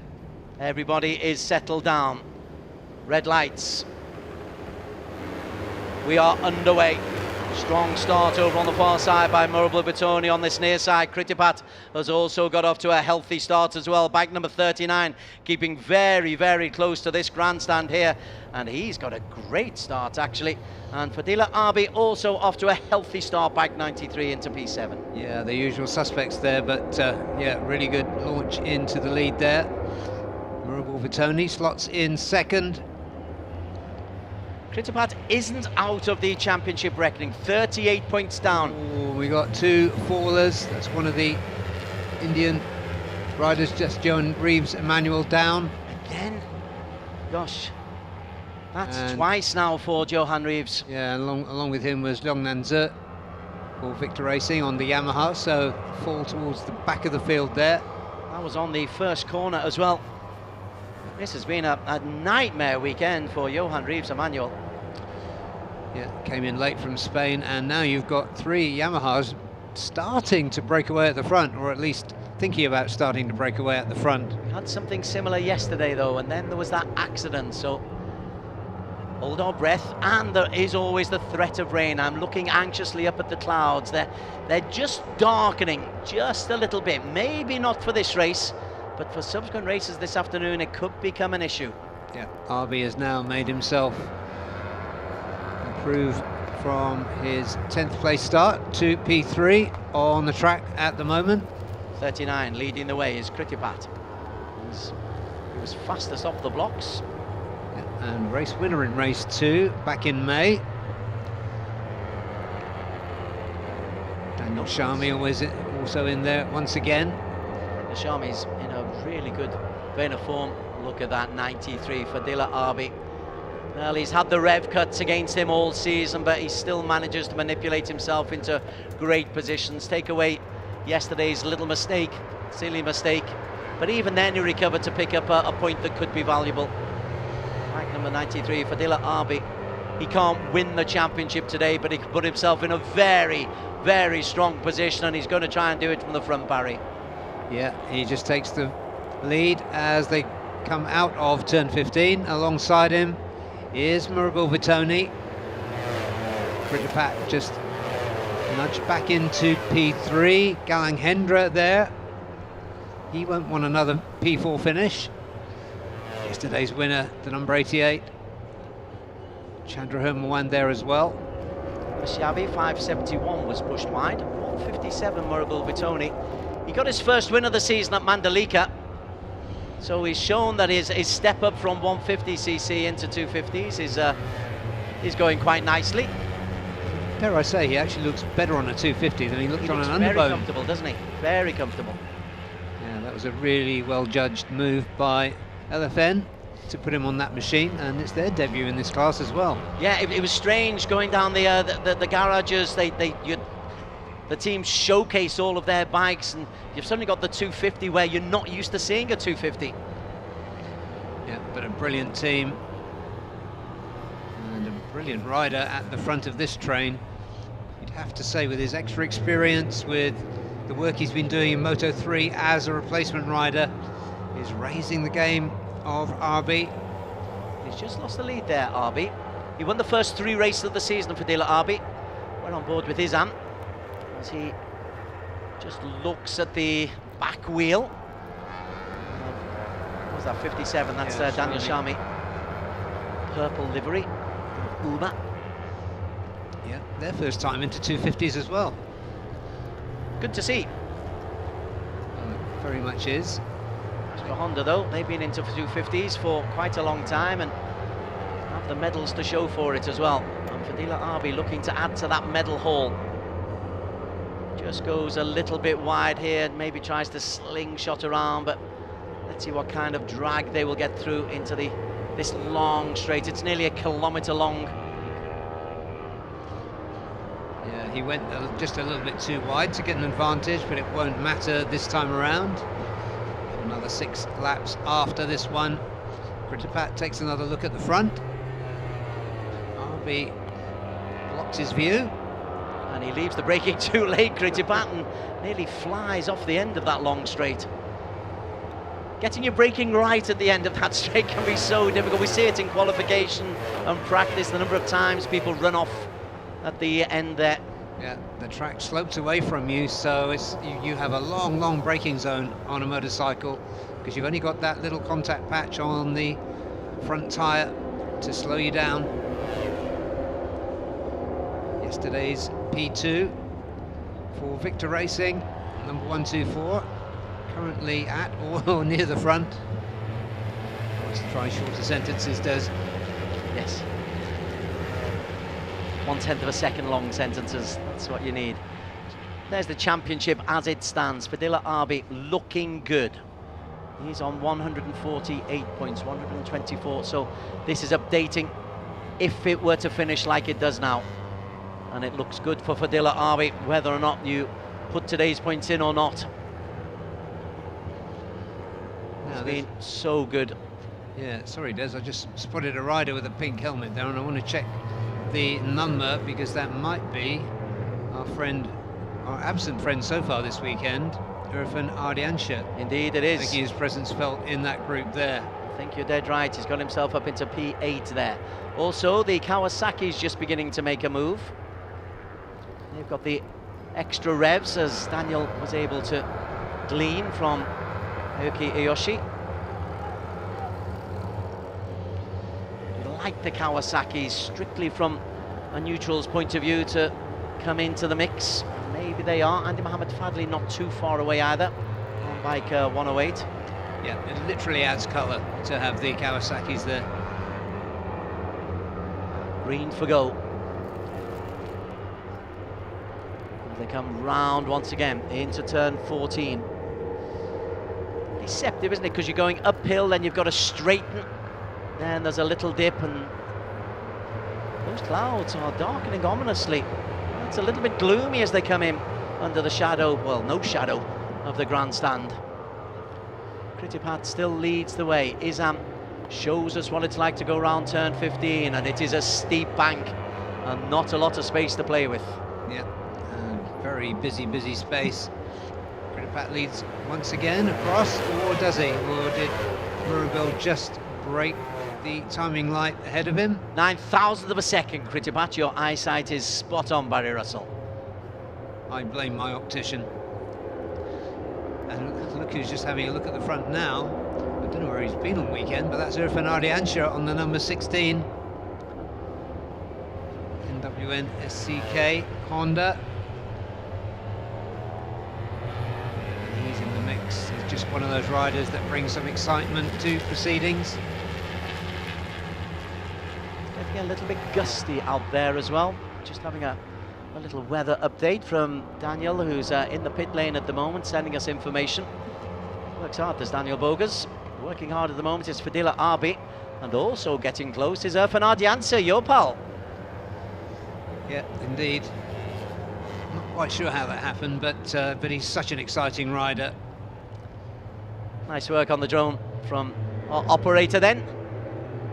New toys for the broadcast team to play with, hoping it that a little bit of value to you? It certainly did there. Well, they're making the most of it too. I'll be back at the front. He seems quite comfortable there. He was saying to Daniel on the grid that he makes up for the rev cut with rolling speed through the corners. And the engineers have to take a lot of credit as well for ironing out the disadvantage of those rev cuts. All these bikes running A-Racer ECUs, engine management systems. So shout out to them, another long-term partner of the Asia Road Racing Championship. He still leads. Irfan Ardiancha looks like he's trying to get past and can't. Maybe this will be the opportunity for him to do so. Irfan's there. Chandra, yesterday's winner, bike 88. Lucky for some, is also in the mix there. 571 coming through. There's Fadil Musyavi. But Arbi is kind of just, it's almost like he's leading them. You follow me, chaps. I'll show you the way. This is the way around this Sepang circuit. This is the angle that you take turn 15. He does seem to be the quality rider of the field. He seems to be setting the standard. Yesterday's race winner, the number 88, passed him on the line, but now Chandra is behind him, and finally Irfan Ardiancha leads the field into turn 1. So Irfan doing a fine job for the SCK Honda racing team. Pulling away the easy to spot pink helmet. It's not exactly colour coordinated, the team. It's not, is it? But it works from a commentary point of view, that's for sure. Certainly does. 157 Murrell Bivitoni, but look at that. Arbi, you mentioned that rolling speed. He just gets the right lines and it enables him to trundle through nicely, leans in. He has that extra lean as well. Looks so comfortable, Fadila Arbi. Yeah, competing in Moto 3 is bound to be contributing something to that. These 250 prototypes. On board with Isam Ikmal. He's in the mix as well. Isam P7 at the moment, like 124 as they come towards us. It's 93 who's still leading the way. Irfan Ardiancha had his moment in the spotlight. They'll come up the hill here. Irfan will try to take the inside line, but it's just cut off by Fadila. Really is impressive. Two Kawasaki's are still in the mix, Barry. Yeah, they are. Let's hope they can stay there. In a strictly neutral way, of course. Yes, indeed. This is just a colour thing. 571 Musyavi. Yeah. Looking to build on good performances in Mandalika and a good result yesterday, a podium for 571. Yeah, great to see another rider on the podium. Confusingly, his teammate is 157. Yes. Needs a double take. It's 157 who's actually in second place, Murrell Vitoni with the step up. Yeah, he's been keeping himself in the top 3. When he does drop back a little bit, he gets quite aggressive to push himself back towards the front. Talking about aggressive, there goes Ardiancha again. Well, they took wide lines there. I do like when we go on to Isam around turn 15. Yeah. It just shows how little space there seemingly is on what looks to be a very wide corner. 3 laps to go. Arbi still leads from Murrayville, but 7,000th of a second. This is very Underbone. We've got less than a second between 1 and 9. Oh, having to stand up was 571 Musyavi. Isam Ikmal on the black Victor Racing machine, keeping himself out of trouble. Ooh, he just has to stand up. And 3 or 4 riders go underneath him as he does so. Galang Hendra also, he's just come into the mix. He's been quiet, Galang, but look out for bike 56. Maybe his own team, the Yamaha BF Yamalube team. Akai Jaya MBK W2 Racing to give it its full moniker. But we know that Galang is an excellent racer in his own right. International experience, world experience. Yeah, absolutely top quality, as is our race leader and championship leader at the moment, the number 93 on the Astra Honda, Fadila Arbi Aditama. Trying to pull away. Difficult. The peloton is right behind him. Yeah, So he just won't have the revs to pull away. He's going to have to do it with craft, I do feel. Chandra, 88, still chasing that win double, which, having not had a win before, would be a mighty good weekend for Chandra Hewan. It already is a good weekend. Yeah, Kritapat staying there. Murabel just dropped back to about P5, so he won't be happy with that. It's a bit further down, there's the Kawasaki's. Iyoshi, bike number 37 for Motul Kawasaki Sniper Manual Tech. He's in the mix, but hasn't been able to make any headway. Same for Chao Vietnam, bike number 65 for Honda Racing Vietnam. But it's not a Honda Yamaha thing, because it's the Honda of Astra Honda's Fadila Arbi that's leading the way regularly, Barry. Yeah, he's really, I think you got it right, Des. He's controlling the race. Others are following his lead. Whether he's leading or not, he can still influence, make people go exactly where he wants them to go. It's Murabel Vitoni, tries to get himself back to the front three. And Irfan, he fancies his way into turn one. Arbi shuts him off that time. This is great stuff. If this is Underbone, or if this is anywhere else in the world, 1 through 9 being separated by less than a second, 1 through 12 by under 2 seconds, and that's Chao Vietnam. You'd think realistically 1 through 9 have got a chance of winning this one. Yeah, and in championship terms, one of our top contenders, Izam, he needs to get himself up the order a bit. Did brilliantly to finish in P2 yesterday, while his main competitors faltered. He's right back towards the back of that group now. At the front, championship leader Irfan Ardiansha. Shami's also dropped down a little bit, but you're quite right about Izam Iqmal. He had such a good performance yesterday. He's on back-to-back P2s, is Izam Iqmal. He's got some work to do here, bike number 124 at the tail there. Chao Vietnam also coming into the reckoning.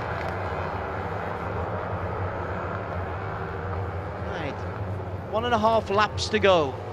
This is where it really matters. You're in contention, you're in place. Now then, who's got the ability to maybe take this away from Fadila Arbi Aditama? Is it going to be Izam? 1 win, 2 P2s and a P3 already this season for Izam. Yeah, those Baf Yamalu Yamahas, that's the team belonging to, set up by and belonging to Galang Hendra. They're both in there. Right, Irfan Ardiansa, he temporarily took the lead, then Chandra has a look. Fadila is swamped and drops down to P5 now, having led the way. Yep, they've let him, well, they haven't let him lead the way, he's led the way, but now it's a real ruck. This is Underbone-esque. This is going to be very, very scrappy. Daniel Shami on the inside in the all-purple as they come through the start-finish line onto the last lap. Murabel Vitoni leads, 100th clear of Irfan from Arbi, from Fadil. 5.6.7 of a second between 1 and Iyoshi in P11. Oh, this is going to be frantic. It is indeed. Izam Iqmal aggressive there into turn 1 to take a couple of places further up. He's got a lot more work to do. Keep an eye on the green of the Kawasaki. Have they got enough power? Arbi once again though into the front as the pressure increases. Yeah, Vitoni, sorry Des, putting himself into position there. Irfan Ardiansya really, really fancies it too.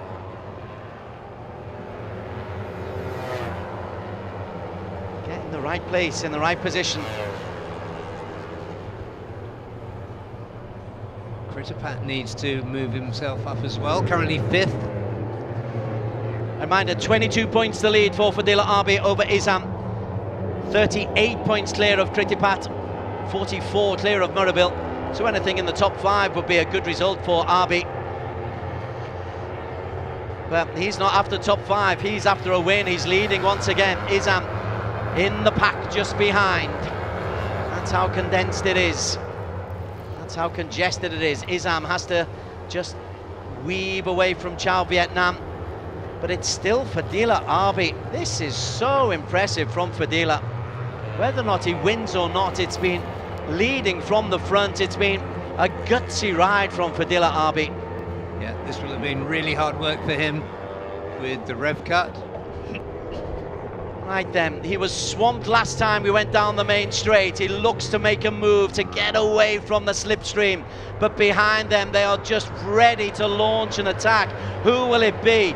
Murabil looks, Chandra looks. Murabil is still there, but look at this. Fadila Arbi is leading the way, and Fadila Arbi has kept the lead right the way down that back straight.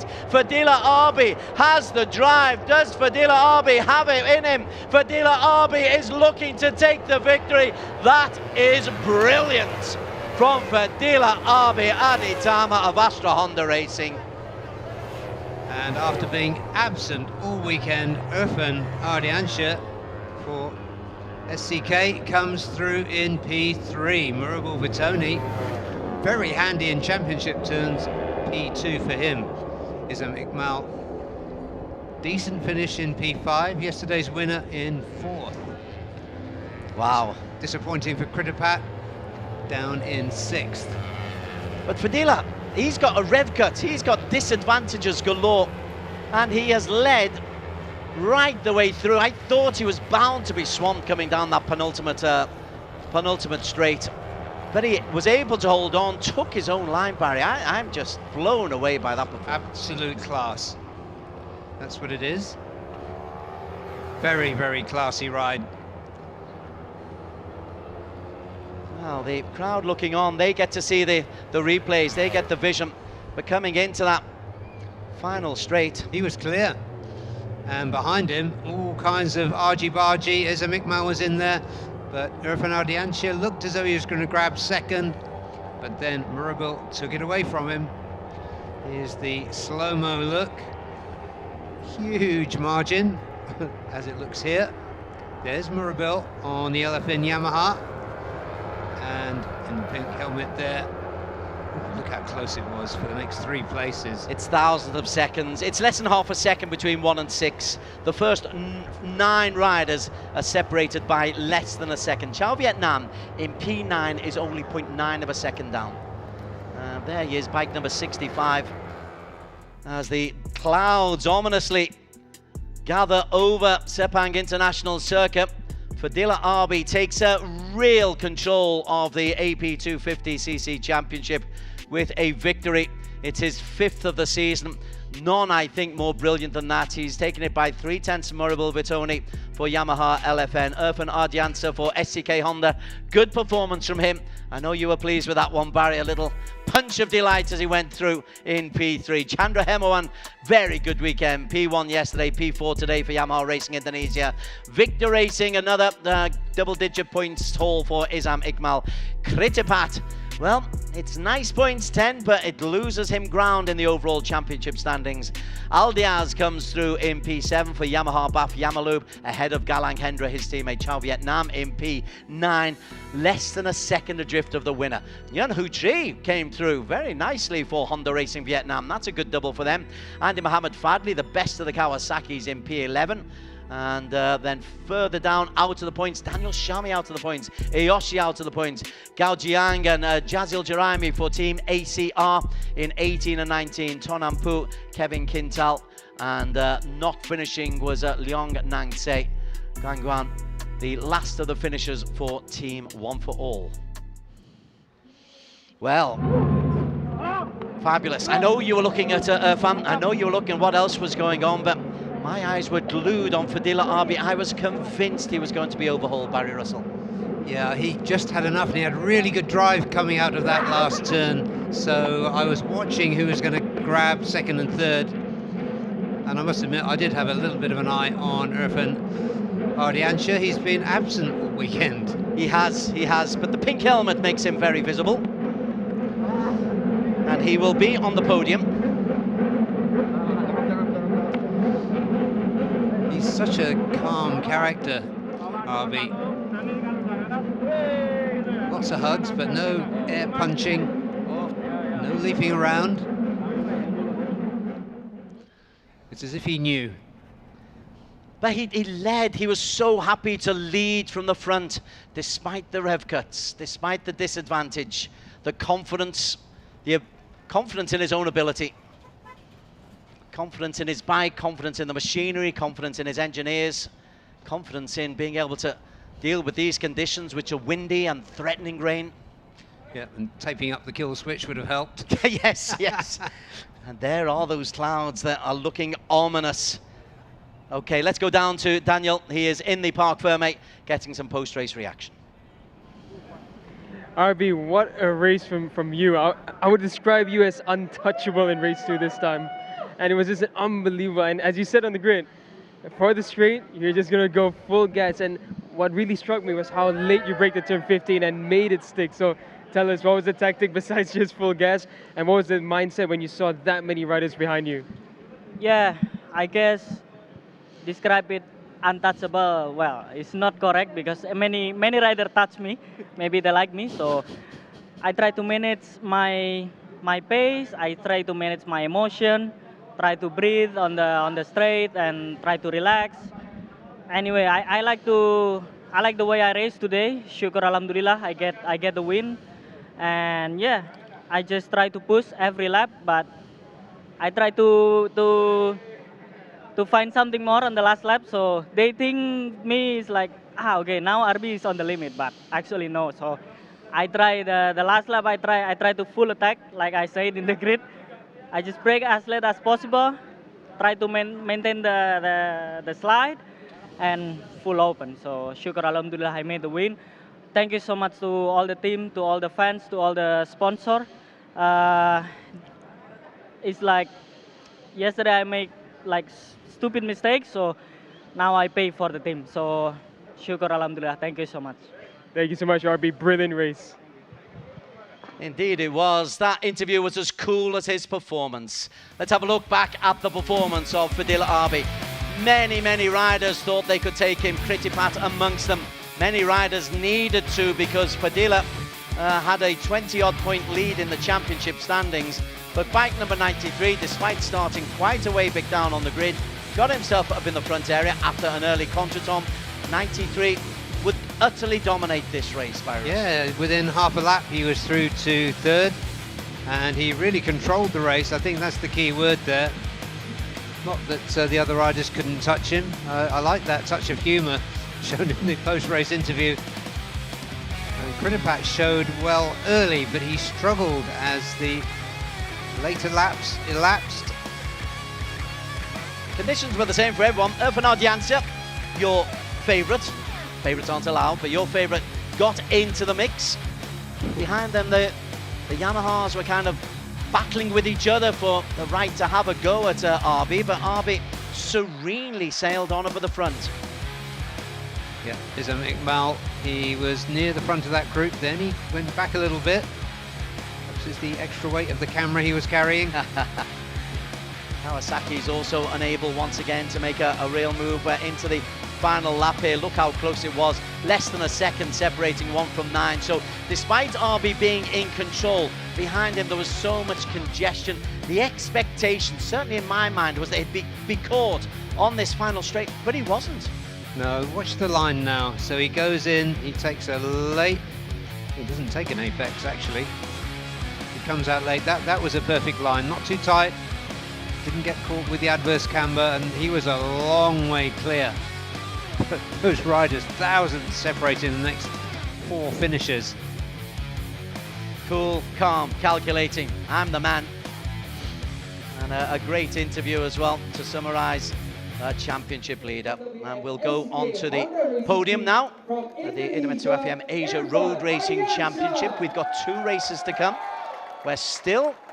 It's still dry at the moment, but the hint is there. The humidity has disappeared just a little bit. But Erfan Janssen, credit to him, got himself into P3. Whichever team he's with, whichever manufacturer, Erfan does well. Murabil Vitoni's step up to this level is a successful step up. But Fadila Arbi, win number 5, podium number 6. Of an outstanding season to date, a potential champion. Definitely a champion's performance. Astra Honda Racing will take the team award, and they will celebrate with a rendition of Indonesia Raya.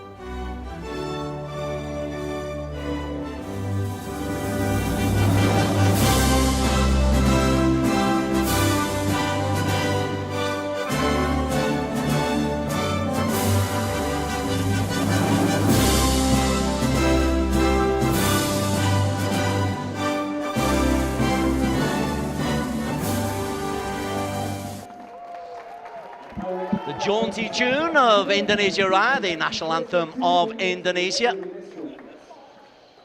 Fadila Abi ruffles the hair. Dr. Stan Yasuhiro, FIM Asia Deputy President, to hand out the awards. He thoroughly enjoys the racing, Dr. Stan. We talk about it, the excitement of it, particularly Underbone, but AP 250, Barry, is getting like Underbone more and more season after season, the number of tight finishes that we have. This season especially, yeah, I absolutely agree. Great performance again from Murabil. He won't notice the difference between Underbone and 250, will he? Totally at home. And yet, standing astride, royalty almost, Astra Honda, Fadila Abi, and I loved his composed pre- and post-race interviews. Yeah, he was admitted his error yesterday. Thank you to the Group Chief Executive of MKA Group, Bruce Lee, to handing out the team award to Astra Honda Racing. Ladies and gentlemen, give a big round of applause for the AB 250 Race 2 winners. Shoulders back, stomachs in, good photo. That's me I'm talking about, by the way. Astra Honda Racing Team picking up the team award. Irfan Ardiant, a very good P3 for his second podium of the season. He picked up a P2 in Sepang earlier this year. But Fadila, 5 wins and a P3, plus a P5 and a P6, give him a massive lead. 36 points lead going into the final 2 races of the season. It's looking very good for him. Izam Iqmal holds on to P2, 36 points adrift. That is 13 ahead of Murabil Vitoni on his debut season. Kritipat, well, he's picked up points this weekend, but it's not really been enough for him. After Kritipat Chanda Hermawan, good race for him, good weekend for him for Yamaha Racing Indonesia. He's level on points with Galang Hendra Pratama on his own Baf Yamalube team. Irfan Ardiansa moves up into P7 on 81 points, and Daniel Sharmi disappointed in his end result today, but an excellent season so far for the Uma Racing Yamaha racer in the purple livery. Okay, those clouds look nice and fluffy. Away to the other side, we've got clouds that are looking a little bit dark. Coming up after the break, as the breeze picks up, we've got the Super Sport 600cc. The engine power gets more powerful, the grunt gets bigger. And please join us again in 2 minutes' time. You're watching Asian Road Racing Championships from Sepang in Malaysia. We'll be back in 2 minutes' time.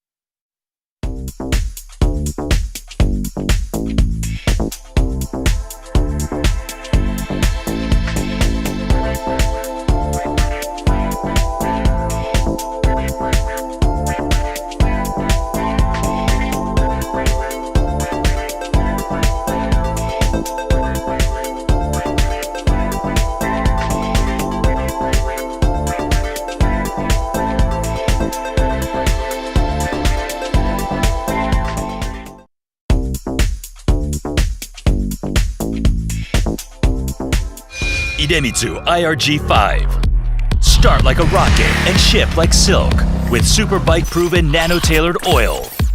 Ultra-protective Quintec guard technology distills the wisdom of oil experts. 5 protective benefits in harmony unleash the peak performance of your engine. Nano Silky Tech ensures extra smooth upshifting at high RPM. Rocket starts, silky shifts. Idemitsu IRG5.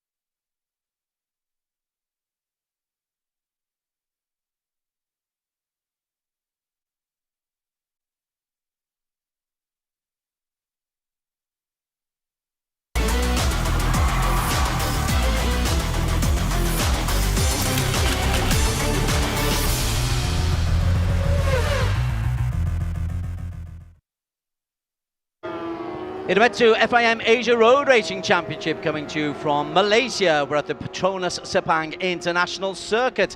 It is a famous circuit. We've seen some great racing already. 8 races completed this weekend, 2 to go. And it's the big boys. In a moment, we're going to work onto the 1000 cc's. First, though, we're going to be looking at the Supersport 600cc, where Adananto Putra is the championship leader. But in race 1 of the weekend yesterday, which we're going to see the highlights of, Adananta did not have the best of times. Barry Russell alongside Des Corkill talking through that action. Race 1 started with Kyle Dampawi. It would be a good day for Malaysian racers. Anupam Samun started a long way down the track, but once we got up and running, it was a case, Barry, of Kazma Daniel, who'd been very, very quick. Bike number 27. Up against Sharafuddin Azman, bike number 63. Had been a perfect weekend for Kazma Daniel up until that point. There we lost Wayu Nugroho. Kazma leading the way. A little bit further down, Helmi Azman. This was quite heroic from Helmi Azman because he took a hell of a tumble in qualifying, but was competitive, really competitive in this race, battling there with championship leader Adananta Putra, the number 21. What we're not really seeing on this is Adananta Putra and the problems he would have. 21 is Adananta. Look out for him because the championship is about to take a major moment when Adananta Putra slides out in a number of incidents around about that corner, which were a little bit unexplained, and then Sharafuddin Azman showed what Damak really is capable of. Takes Kazma and never looks back after that moment. Yeah, he could see that the back end of Kazma's Yamaha was moving around, took his chance, patient. It was a really classy performance, Des. You were right that we've been waiting to see it, and we certainly saw it yesterday. There was the lead with 1 lap remaining. Very hot weather, and so time management was the key to that. Further down, we saw good moments there from Tanat Longtau, who had come through in P6 in the end, but Sharafuddin Azman would go on to take his first victory of this campaign. He is a quality racer, we've known that. It's a good day for Idemitsu Honda, and the result is applauded. Decent points for Kazma Daniel. He's able to slightly reduce the gap on Adananta Putra. Adananta recovered to take 3 points, but this title is still nicely poised. Yeah, and that was a late charge for P3 from Anupam, who picked Helmi's pocket there right at the end. There is this complex and absolutely magnificent Sepang International Circuit. I think we can go down amongst that ruck of personnel and bikes and engineers to talk to our hard-working reporter, Daniel Bogus. perfect racing weather at the Petronas Sepang International Circuit for the Supersport 600 Race 2. Now, the conditions are looking quite nice. Oh, well, when I look over there, it's looking a lot darker actually, but on this side of the circuit, it's looking good. But now let's have a chat with race winner, and starting from P2, Sharfuddin Azman. So, Damok, yesterday was a brilliant race by you, well calculated following Kasma, and then when you saw you had that extra pace, you attacked. So, similar plan to yesterday, or now that you know you have the extra pace, are you going to try to lead the race? I think I just do the same like yesterday, because today was a bit cloudy, and I know that Kasma have more advantage pace. So yeah, I'm just enjoy the race. If I can overtake him, I will do same like yesterday and try to lead the race until the end. So I like to enjoy the race. Thank you. You mentioned it's more cloudy and the track temps are also much lower than yesterday. Are there any setup changes you've done last minute? Now not really change on the bike. Just we keep the same setup. Now just only me to keep my mindset in the top. Thank you so much. Good luck with the race. And now we're going to head down to row 2 in P5. It's the master of wet conditions, but it's not the wet conditions that we were expecting. It's dry out here at the Sepang International Circuit. I'm just trying to get through the swarm of people that we have here on the grid, and I'm going to interrupt the photograph as they're done real quick and grab a word with Kip. So, Kip, quick one. So, the team with Damok managed to have a really good victory. Is that a bit of a motivation and knowledge that the bike is capable of fighting the Kasma Daniel at the front? Yes, for sure happy with Damok. He take win yesterday in race 1. Yes, yesterday also I was struggle with the rear grip, and I hope in the race 2 will be better. Thank you so much, Kip. Good luck for this one. And now we're going to swing over to the other side. I'm trying to not run into my cameraman. And we're just going to head over to Wahyu Nugroho. He's having a moment to focus. Couldn't squeeze through that gap, so I will go around here. So Wahyu, very different conditions from yesterday. We don't expect a tire grip drop and dropping as sudden as we saw yesterday. So what are your plans for this race? Is it going to be similar to what Damok did, just follow the front group, or are you going to try to attack early on? Yeah, I just want to try to be better than yesterday, because yeah, as we know, it's different temperature now. So let's see, and I hope I can follow the top group, because yesterday was very tough. I will try my best. Thank you so much. Good luck with this one. Back to you, Desenberry. Thank you very much. Yeah, great point you made there for Wahyu Nugroho. I love the way he says yesterday was very tough, the way he slid off. But also, quite rightly, Carrington Parry, I forgot what an exponent in wet weather he is. He's probably looking up at the clouds and saying, come on, rain, because that would make him favourite. Yeah, it's not impossible, but it doesn't look likely at the moment. The flags are more than fluttering, aren't they? They're blowing around, so who knows? Sepang is so difficult to judge. Kasma Daniel hoping that the rain doesn't come on, because he was in good form. He's on pole position here. He was fast in pole. He was 4/10 quicker than Sharfuddin Azman. Helmi Azman is in P3. As you say, you gave a lot of plaudits to Helmi. He looked in a little bit of pain there as he was pulling on his gloves, Helmi. Yeah. On the left-hand side, because his bike landed on his left hand in a crash yesterday, didn't it? Yeah, it did. That was a really horrible-looking crash. But yeah, heroic Helmi. He starts from the front row again. We had a shot there of Adnan Putra. He's the championship leader by 12 points over Kasma Daniel. 36 were on board with Fairozi Torkatula. And then, I'm assuming, Anupab Sarmoon, who came back. Where is he? He's P8 on the grid. Got himself P3 yesterday. Buriram is still ahead. He's only 15 points off the championship lead. Yeah, this is important. Adananta needs to steady his campaign. He had a DNF in Mandalika as well. So he needs just to steady things down. Herjan can maybe, if he can stay close to Adananta to the front, he can maybe help his teammate, but he's not really shown that kind of speed either this weekend or throughout the season. So it could just be Adananta, well, has to stay on the bike for a start. Yes, he does. But I think in these cooler conditions, and Damok hinted at it on the grid, Kasma is going to be difficult to beat. His tyres went off yesterday in the extreme heat and slippery conditions. Today, not so much. Track temperature's at least 10 degrees cooler. 15 on the starting grid for the Supersport 600cc. Athletes we haven't mentioned, including Sharjun Tong of Victor Racing, McKinley Kalpaz of Hongliang Yamaha, the teammate of Kazma Daniel. Actually, will go through all 5 rows of the grid as the 600s roar away from us. Kazma Daniel, Hongliang Yamaha Racing on pole position, set a time of 2:09.195 in very different conditions. He's alongside Sharafuddin Azman, yesterday's race winner for Idemitsu Honda Racing. Helmi Azman, teammate of Sharafuddin, is working under an injury but has enjoyed success here at this venue. And our championship leader, who needs to steady his campaign, Adananta Putra, starts 4th. Next to him, wet weather specialist Caroline Mpawi, Wayunda Groho, quick but didn't complete the race yesterday. Outside of him, Yamaha Racing teammate Fairozi Torkatula making the step up to the big bikes. He's in P7.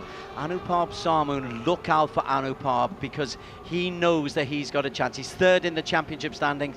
If he can get himself right for Buriram, he'll be a danger. Herjan Atna Ferdos also stepping up to 600s. He's in P9 for Astra Honda Racing on bike 46. 3 Hondas on row 4. Racer Danica Arens goes for Astra Honda.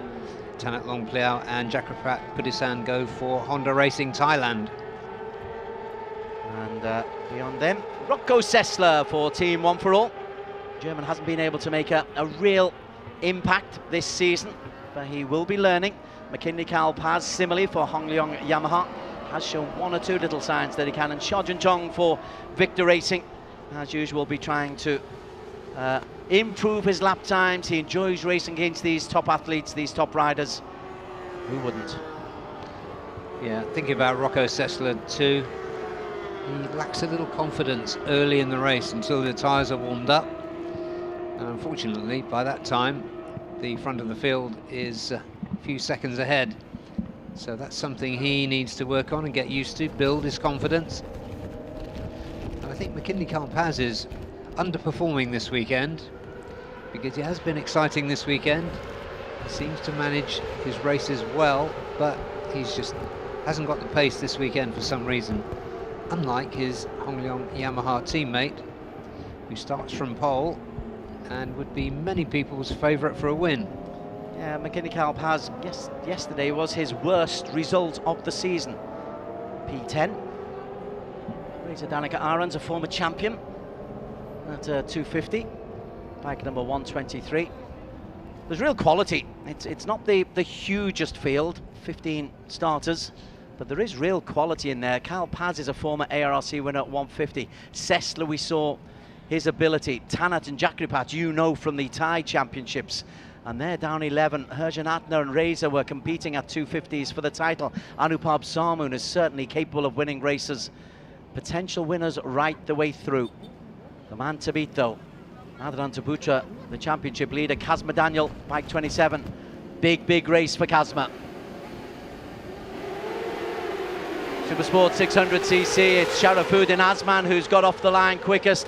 Kazma's able to get the throttle down though and accelerate away from him.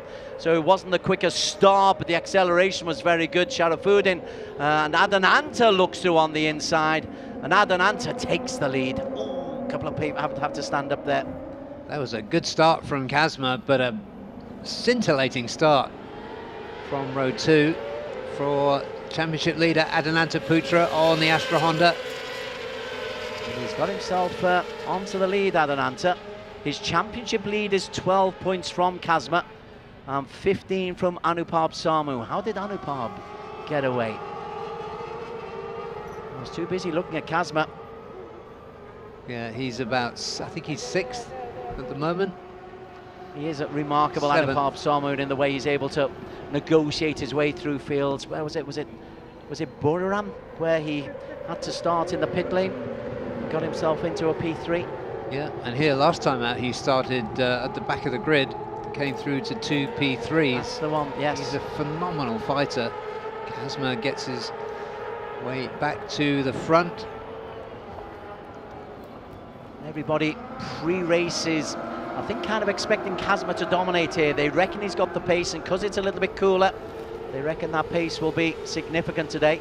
Ryan Agroho, bike 89, is in 4th place at the moment. He's looking to improve on yesterday, where he slid out for 1 or 2 strange slides out yesterday in the 600s and in the superbike categories.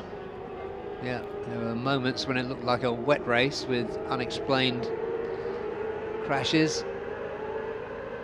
Many of the track marshals went round and scrubbed up 1 or 2 parts on the track yesterday, but this is looking nice for Kazma.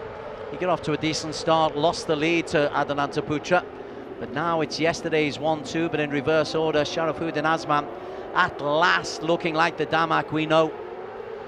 Yeah, that was a very neat move through on Adananta as they went through turn 15. That's a healthy lead, nearly 7.5 seconds for Kazma Daniel. 0.76 of a second for Sharafuddin Azman. Well, that's something to really build upon. Anupab still down, not being able to get past Fairozi, not being able to get past Karolidin Pawi. He needs to make progress quicker than that. It was the same story yesterday, but he was helped by a little bit of attrition in the form of the crash of Adananta and the crash of Wayne Agroho, who's right on Adananta's tail at the moment. Well, that's looking good. Kazma is looking smooth, but then again, he looked smooth for 7 of the laps yesterday. Yeah, he never really had this kind of a lead. Yeah, sorry Des. Helmi Asman further down the order than you might expect. And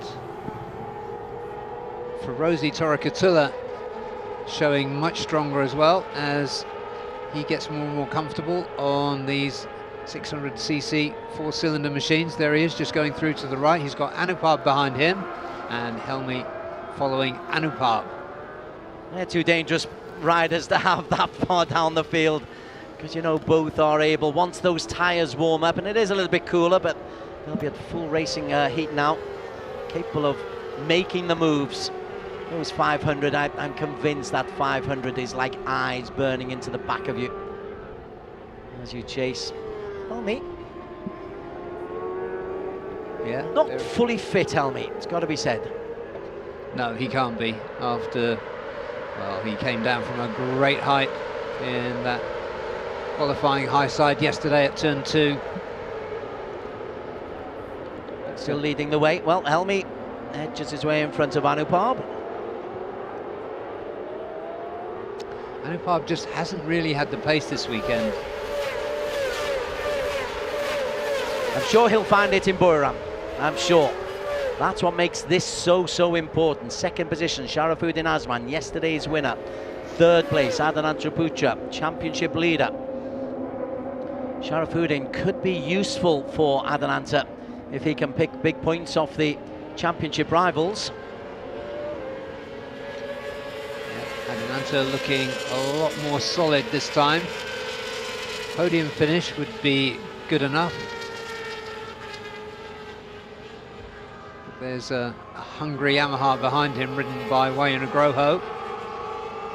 And Wayu himself being pushed by his rookie teammate, Ferozi Torakatula. And my goodness, Ferozi has got none other than Karolidin Pawi behind him.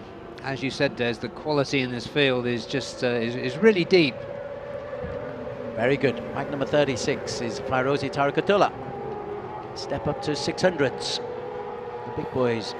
Well, Kazma is, well, Sharafuddin has done Sector 1 fastest, Sector 2 fastest.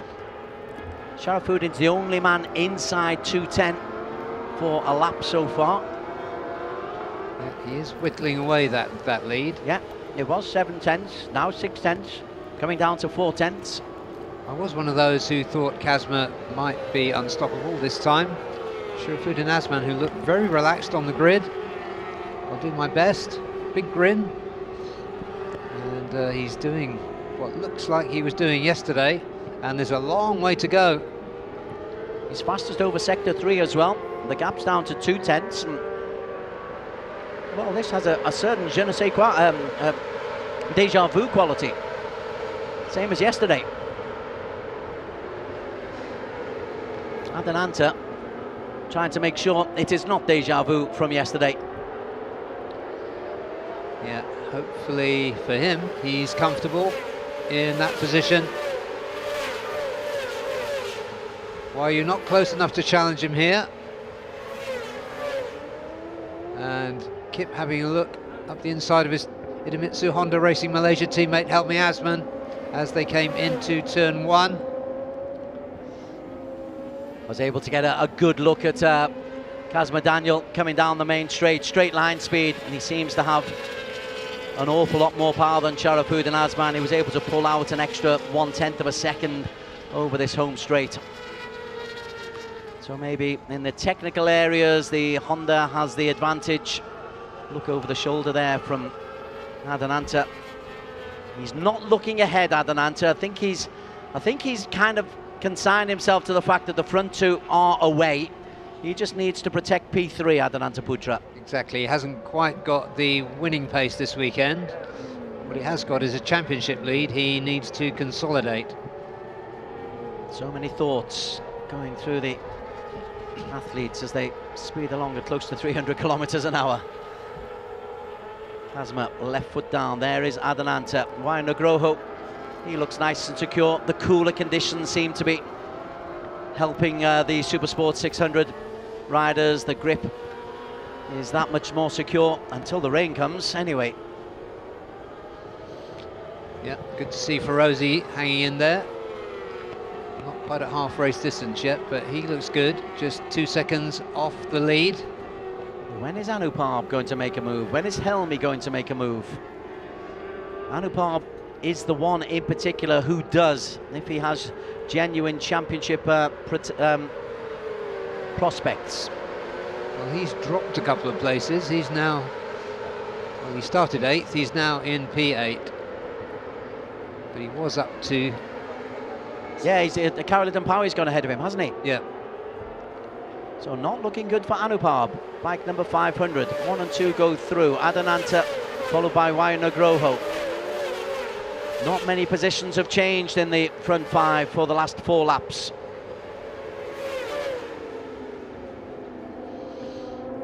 Kazma posting inside 2:10 for the first time, a 2:09.914. His last lap at 2:10.1, so he'll look to get that kind of consistency. Low 2:10s, high 2:09s. Sharafuddin, very similar, of course. Yeah, slightly cagey riding perhaps from the championship contenders. Not a concern for Sharafuddin Asman, who's not one of those. Yes, correct. But he is a potential winner. Yep. Potential double winner this weekend as he edges closer. First lap, Kazma was pulling out. His lead stretched to more than 0.7 of a second. Now it's half that. I think going into Buriram for the last 2 races, Kazma would be okay if it finished now, because he'd have 25 points, he'd make up 9 points, so it'd cut the deficit down to just 3 points, and Anupam would be kind of out of the equation. Yeah, Anupam really is not doing his championship chances any favours by running around, currently in 7th. He's got back in front of Karolidon Powie. We are only at halfway. We know what Anupam is capable of. Helmi in P6, Anupam in 7. Kip, who was probably looking up and cursing the lack of the rain. Yes. One of the few. Sharafuddin looks very comfortable behind Kazma. Yeah, he does. He's not going to do anything this time unless it's gifted to him. He's quite happy there. Just get the braking right. Little twitch as he comes, but he controls it nicely. And Adelante rolls through as well. They zoom through under our commentary position. 0.4 of a second between Kazma and Sharafuddin. 1.3 seconds between Sharafuddin and Adelante Putra. Anupam nearly 4 seconds down. Karolidon Powie losing ground at a rate of knots is Kip. down to P10 now. I'm wondering if he's got a problem, Karol Idemitsu. Yeah, Anupav's pace hasn't been good this weekend. He finished more than 7 seconds adrift of the winner yesterday. And now there are more bikes competing. He's got Wayu, Ferozi in front of him, and Helmi.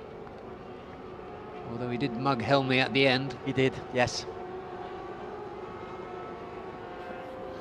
Or skillfully overtake him, as he would describe it. As Adelante goes through, Wayu is there. Wayu had one of the most spectacular departures from his bike yesterday. Completely unexpected. Yeah, that was a fast crash, but the bike went away and he slid safely through the gravel. Now that's Tanat making a move on Herjan Atner. Winner in Mandalika for the first time. First podium. And that was a win at his home circuit. In an otherwise okay season, he's been 6th and 7th and 8th.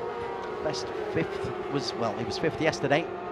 As a rookie, you just wonder when they get a first podium, or especially a first win, whether that will just unlock that extra bit of confidence. And he's such a good rider. 2024 AP250 champion, of course. They're looking at Sharafuddin Azman, they're looking at Helmi Azman, they're looking at Karol Idemitsu. As we look down a little bit, 5 laps still to go, and Helmi's not been able to make it an impression either, and Helmi's under pressure from Anupam.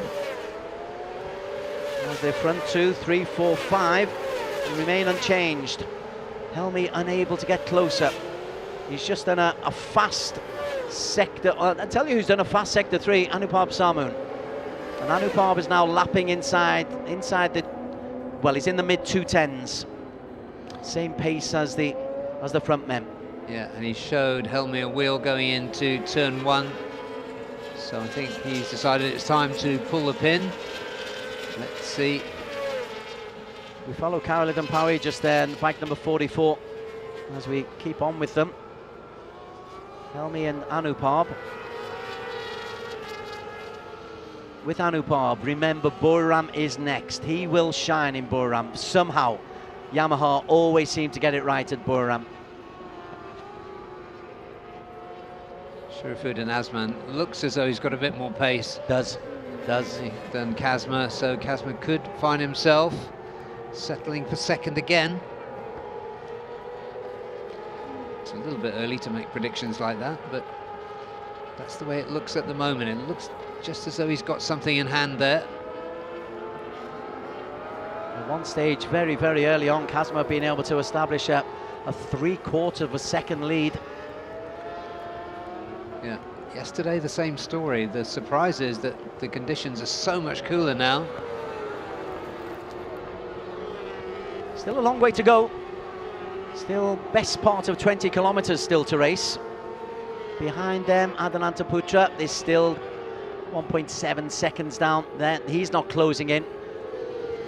For the whole of this race, I think he's been very aware of what's going on behind him and the pressure that he might come under. Is that McKinley Carl Paz who's come through? Oh no, that's the championship, sorry. I saw McKinley Carl Paz in a P7. That was the live championship standings. It's looking reasonable for Kazma, but he needs to win. Sharafuddin Azman keeping it cool as they came through turn 15 that time. No challenge. Helmi staying ahead of the eyes of the 500 behind him. I buy that, Des. Yes. The eyes have it, although today they don't. In the Yamaha garage, and alongside the Idemitsu Honda garage. Ooh, a little wobble coming in there from 21 Adelante. He will be feeling the pressure because Wayu has been right on his tail throughout, as is Ferozi, and he'll know the Helmi and Anupam are there. Yeah, and the other thing we haven't said about Kazma, but we often do, is that he's very good under pressure. Yes. Yeah. So even if Sharafuddin Azman has got the pace, he's still got to get past him. anything, Anupam dropping back a little bit on Helmi Asman.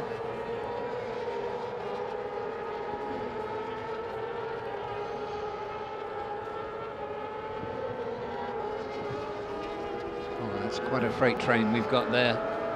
But nobody's been able to make a move. No, it's Adananta at the front. Are people just biding their time, or are they not able to get past? Slightly going wide there was Ferozi, and that just maybe gives Helmi a little bit of encouragement that there might be an opportunity to get through, but close the gate did Ferozi. That was a good recovery. Anupam has another look, inevitably. Anything goes wrong ahead of him, he will be straight through. Well, we're getting to the crucial stages of this race. We are, there have been little parries and thrusts, but nothing significant so far. Expect anything to come in these last 2 laps. Helmi is very, very much closer and looking a little bit more determined. Anupam, never write off Anupam Samu. Championship leader, urged to go forward by his Honda pit crew. I'm sure Wayu Nugroho is going to make a move on this lap. Nugroho, just to the top right of your picture. Now out of shot, he did look to get around the outside. 1 and 2 go through. Kazma has led from the start. That was a little bit wild. Yeah, the bike goes very light. Out of turn 2 to 3. Your weight down. Leg out nice and early. Knee scrapes the ground. Adananta behind them is going to have to fight to hold on to that position. You can see that the riders behind him have got the pace. They haven't been quite able to get past him. Sharafuddin's looking ominous here. He's looking ominous, and those lap times are very consistent. Just 1/10 of a second slower each time. But now he looks like he's looking to make a move on Kazma Daniel. Kazma needs to be aware of what's going on behind him. I suspect he is absorbing the pressure for now. 2 of Malaysia's top young racers here. Eyes on where he wants the bike to ride, gets very low down out of the seat, does Kazma. But Sharafuddin similarly so. As they come through turn 12, 13 and into 14. So Sharafuddin Asman going wide, trying to get a really good drive out of the corner there. He's got a good drive. He's in the slipstream. Is he going to make a move out this time? Kazma has the straight line speed. Sharafuddin has a little move outside, but he can't make the move. Needed to get alongside and just force Kazma wide. He couldn't do it. He's going to have one more chance. That was the rehearsal, and then you'll have the sprint for home. The sprint for home. Kazma has got that speed. The lead is 1/10 of a second. Adananta still holds on to P3, but Adananta's under pressure. 2/10 clear of Wayu Nugroho. Well, it's been a slow burner this one, but it's building up nicely to a lovely finale.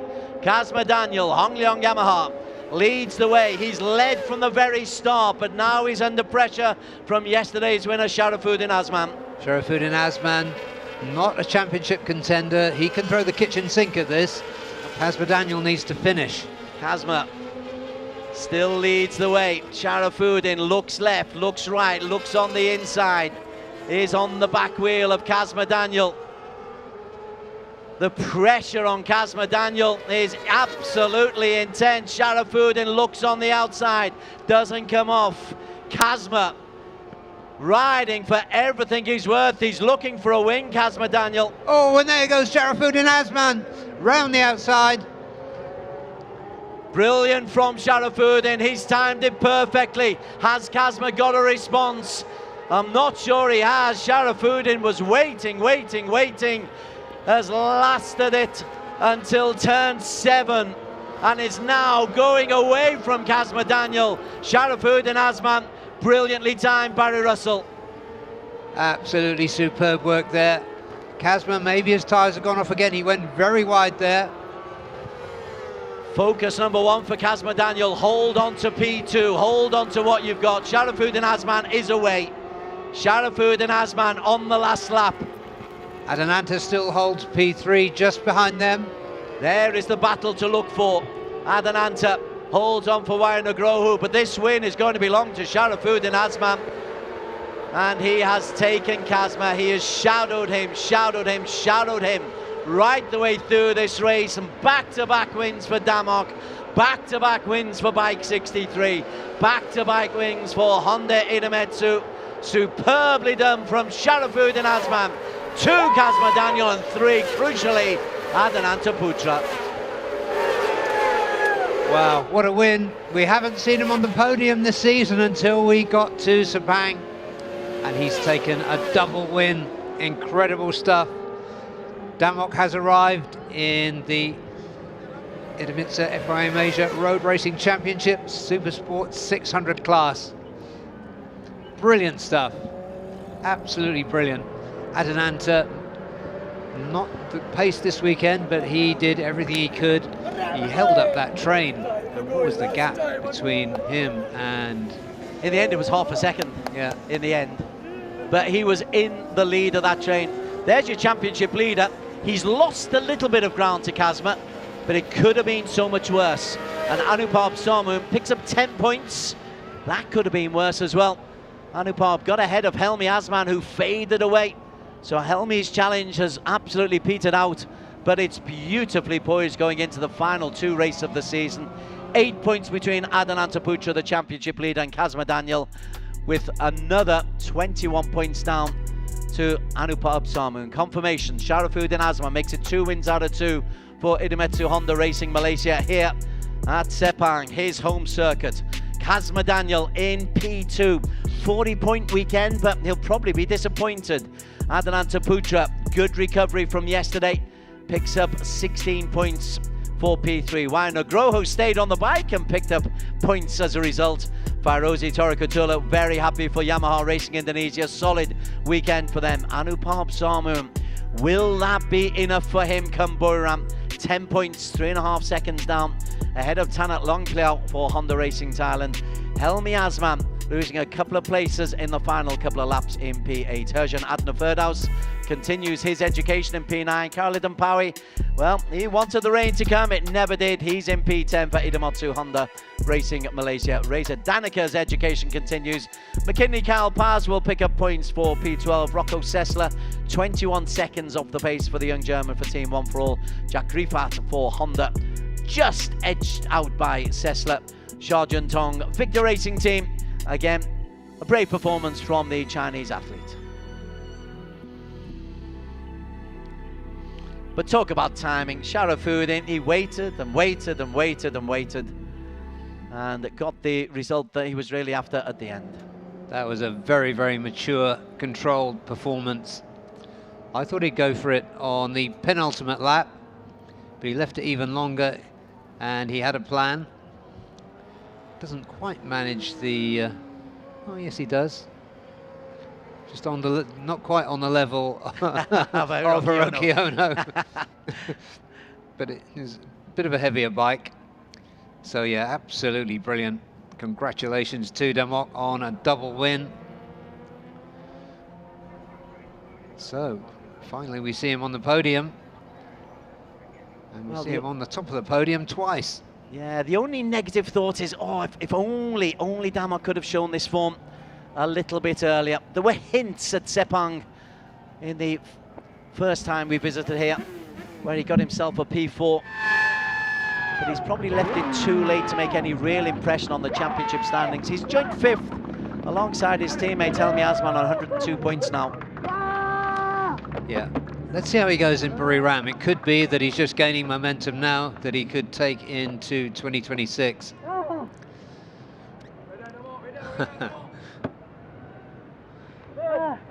Has performed well. Timing was perfect. Gets the congratulations of his teammates and of his pit crew.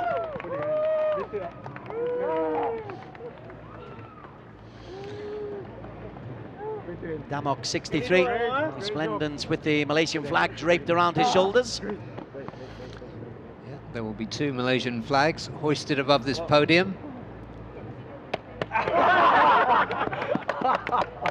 10 races we've had at Super Sport 600, 6 different winners.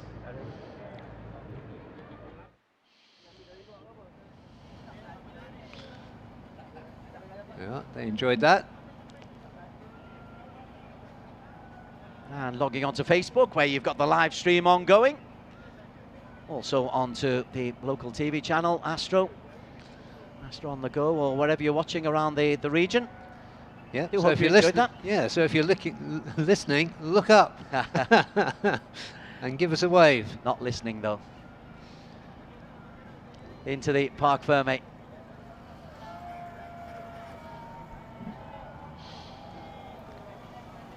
Sharifuddin Azman, what a race, what a weekend actually for you. Race 1, race 2, again the similar story this time round. That was brilliant, and we could see from the celebrations how much that meant to you. Can you tell us about this race and the emotions you're going through now? Yeah, first of all, I would like to say thank you so much to the team that make me much more confident with the bike. Yeah, during the race, I'm really enjoy during the opening lap. And then I think I did 09.7, the fastest race lap. So yeah, at the end I try to find some place to overtake Kasma at the end in the last lap. Kasma closed the line very tight, and then I saw some space for me to overtake him. And yeah, finally I got it and double win. So this is first time for me to get a double win in the hometown. Yeah, I'm cannot describe what more. So I'm really happy. Thank you so much to all the supporters that come here to support all the Malaysian riders. Yeah, thank you so much. I love you guys. Don't forget to follow a new page. Thank you so much, Damak. Big congratulations on a double win.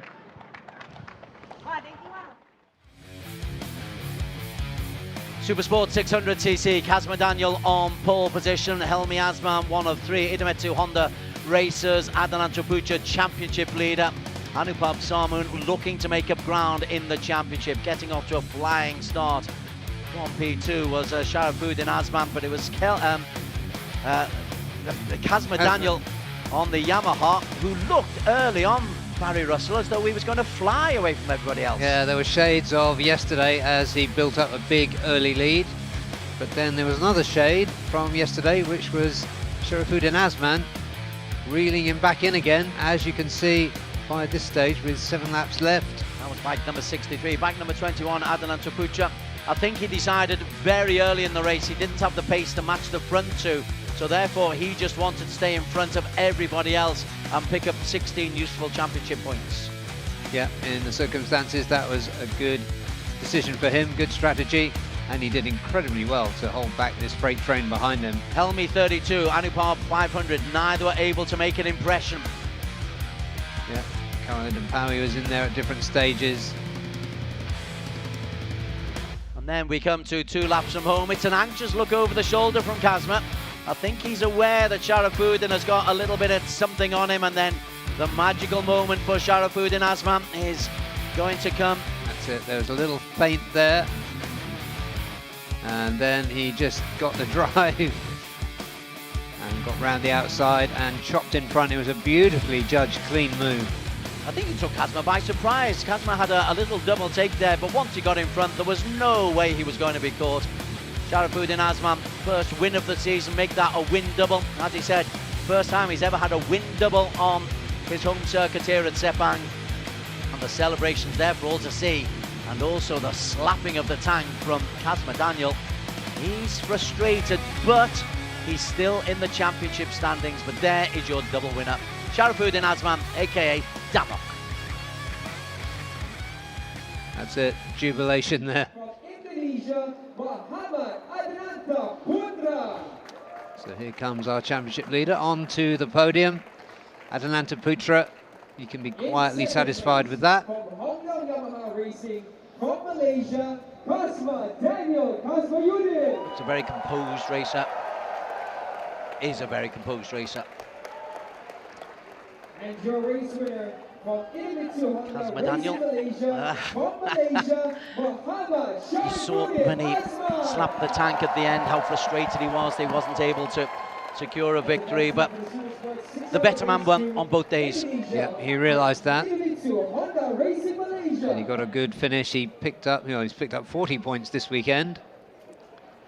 Idemitsu Honda Racing Malaysia will take up the team award. And we will have the presentation after the national anthem of Malaysia, Negaraku.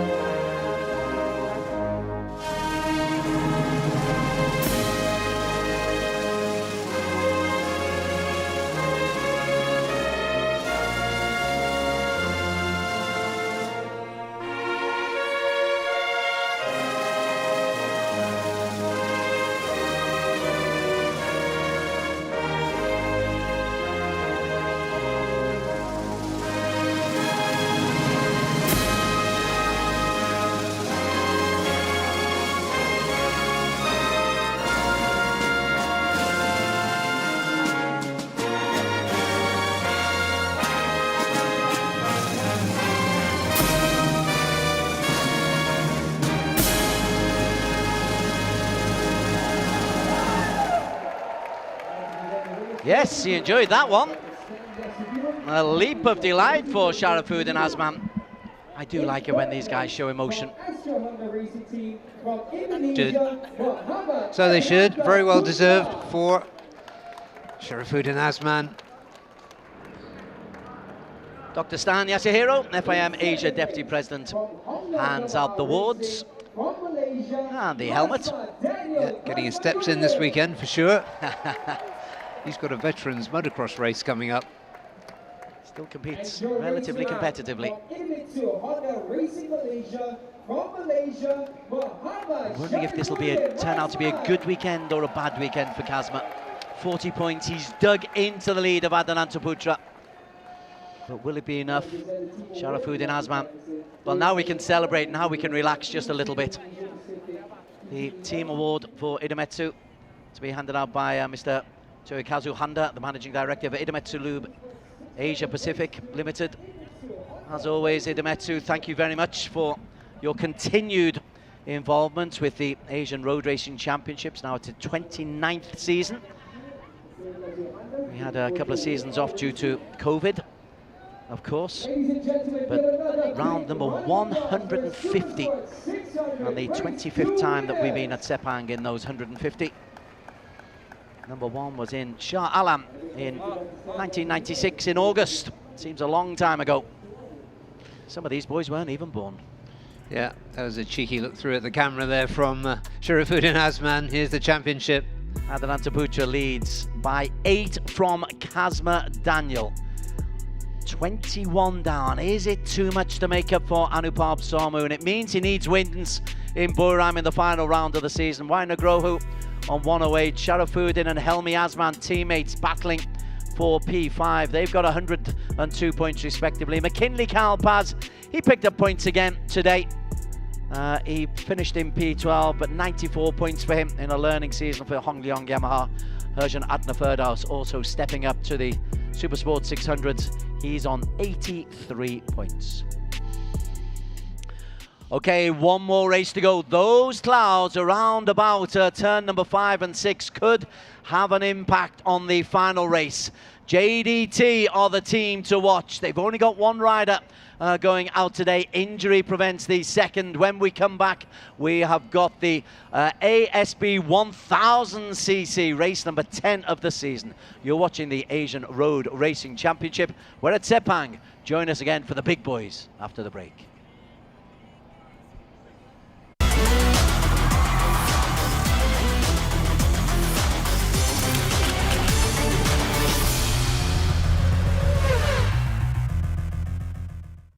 Idemitsu IRG5. Start like a rocket and ship like silk with super bike proven nano-tailored oil. Ultra protective Quintec guard technology distills the wisdom of oil experts. 5 protective benefits in harmony unleash the peak performance of your engine. Nano Silky Tech ensures extra smooth upshifting at high RPM. Rocket starts, silky shifts. Idemitsu IRG5. Idemitsu.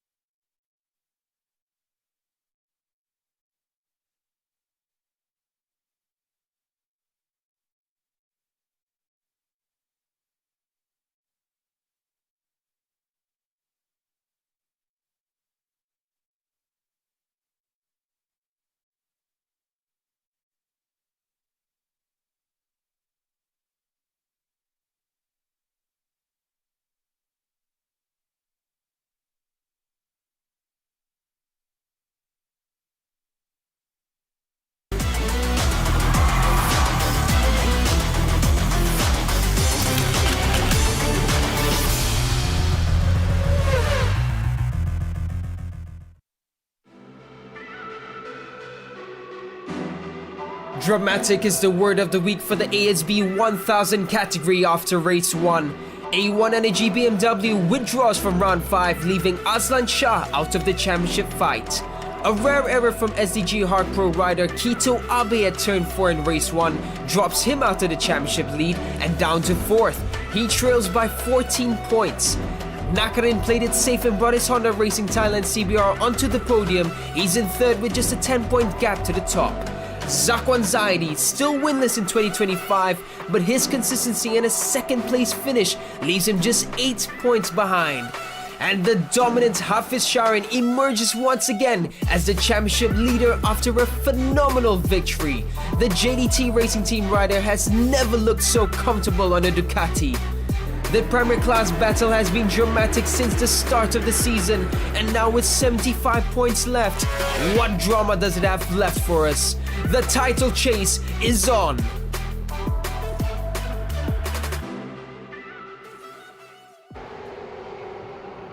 Perfect setup there from Daniel Bogas. The title chase very much is on. 5, possibly 4, definitely in the mix. Cloudy, 29 degrees. We hear from Daniel though that in turns 5 and 6 they are dark clouds, so there's a possibility, an outside possibility, that a little bit of rain might intervene. But the Ultras are here for Johor, still celebrating a victory for their man Hafiz Sharan on the Ducati in race 1 that took place yesterday. Barry Russell alongside myself, Des Corkill, to talk you through the highlights of yesterday's race 1. And Barry, well, I think all eyes were on the Ducati of Hafiz Sharan. We thought, as we look around, we thought that this would be the race where he could really capitalise. He had a solid start, and right from the very start, he was the dominant racer. Yeah, from pole, he was fastest all the way through in practice on Friday as well. And so no surprise to see him get away to the front. But Kito Abe, bike number 39, he was the championship leader. He had more to lose than anybody. And Kito would, well, after a couple of incidents, Kito would himself fall foul of the circuit yesterday. Yeah, indeed. That was Cam Dunker we saw there, just going down on the Motogo Yamaha. He did remount to finish, as did this rider who was chasing Hafiz Sharan early in the race, as Roy Hakim Anwar. Abe needed to stay on the bike though. Abe needed to make sure he picked up points, certainly doubly so now after what happened to him yesterday. towards the end of the race, Chip Nakarin also closing in. Nakarin, as always, was able to secure points. The bike number 41, but there was the Arbe incident that could have massive implications on the championship. Yeah, he was not to remount, and so he lost what was a decent championship lead coming into this round. And down goes Andy Farid Izdihar. That left the field clear to Nakarin to come through to complete the podium. Hafiz Sharin, though, was winning, slowing down. He'd established such a big lead, but he was aware of the incidents that had happened. Unexplained incidents, nothing to do with the race contact, so he slowed down just a little bit, but glided happily towards win number 3 of the season, and ominously for the rest, win number 3 in his last 4 races. That's it. You feel they've really got it together. Hafiz certainly feels, and JDT team feel it as well. The state pride, that's what the blue and red flag is. That's the southern state of Johor, represented by Hafiz Sharin. It's their 2nd season involved in the ARC, and this is potentially their stage. It's such a perfect circuit for superbike racing. So many variations on the track, as we know. And a pretty decent crowd there, we can see. Somewhere down there is our very own Daniel Bogers. Yeah, great work he did earlier on just to set up things. As there is the Ducati team, the JDT team. And having spoken of Daniel, let's go down to see if he's got a weather update and also a little bit of an introduction to what the riders are thinking ahead of the race.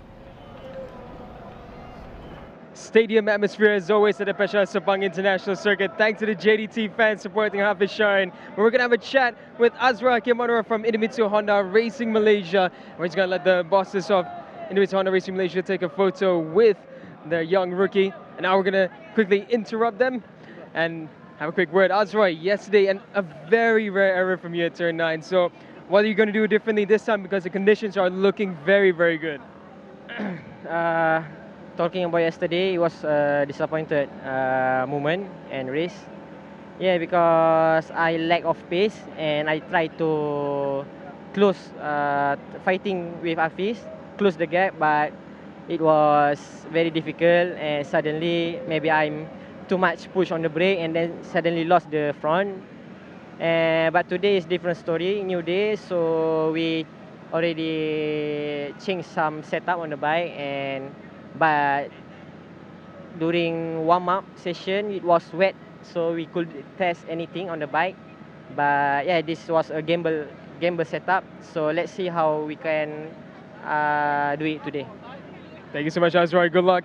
Now we're going to swing over to P5 and have a chat with Andy Farid, who had a very strange fall at turn 7. It was a fast, rapid crash. He's going to try and squeeze through. Andy, yesterday a very weird crash for you at turn 7. It was fast, so first question I want to ask, are you doing okay? And secondly, what's the setup change looking like for this race with a different condition? Yes, yesterday was unlucky, but today in the warm-up I still didn't try the new setup because it was rain.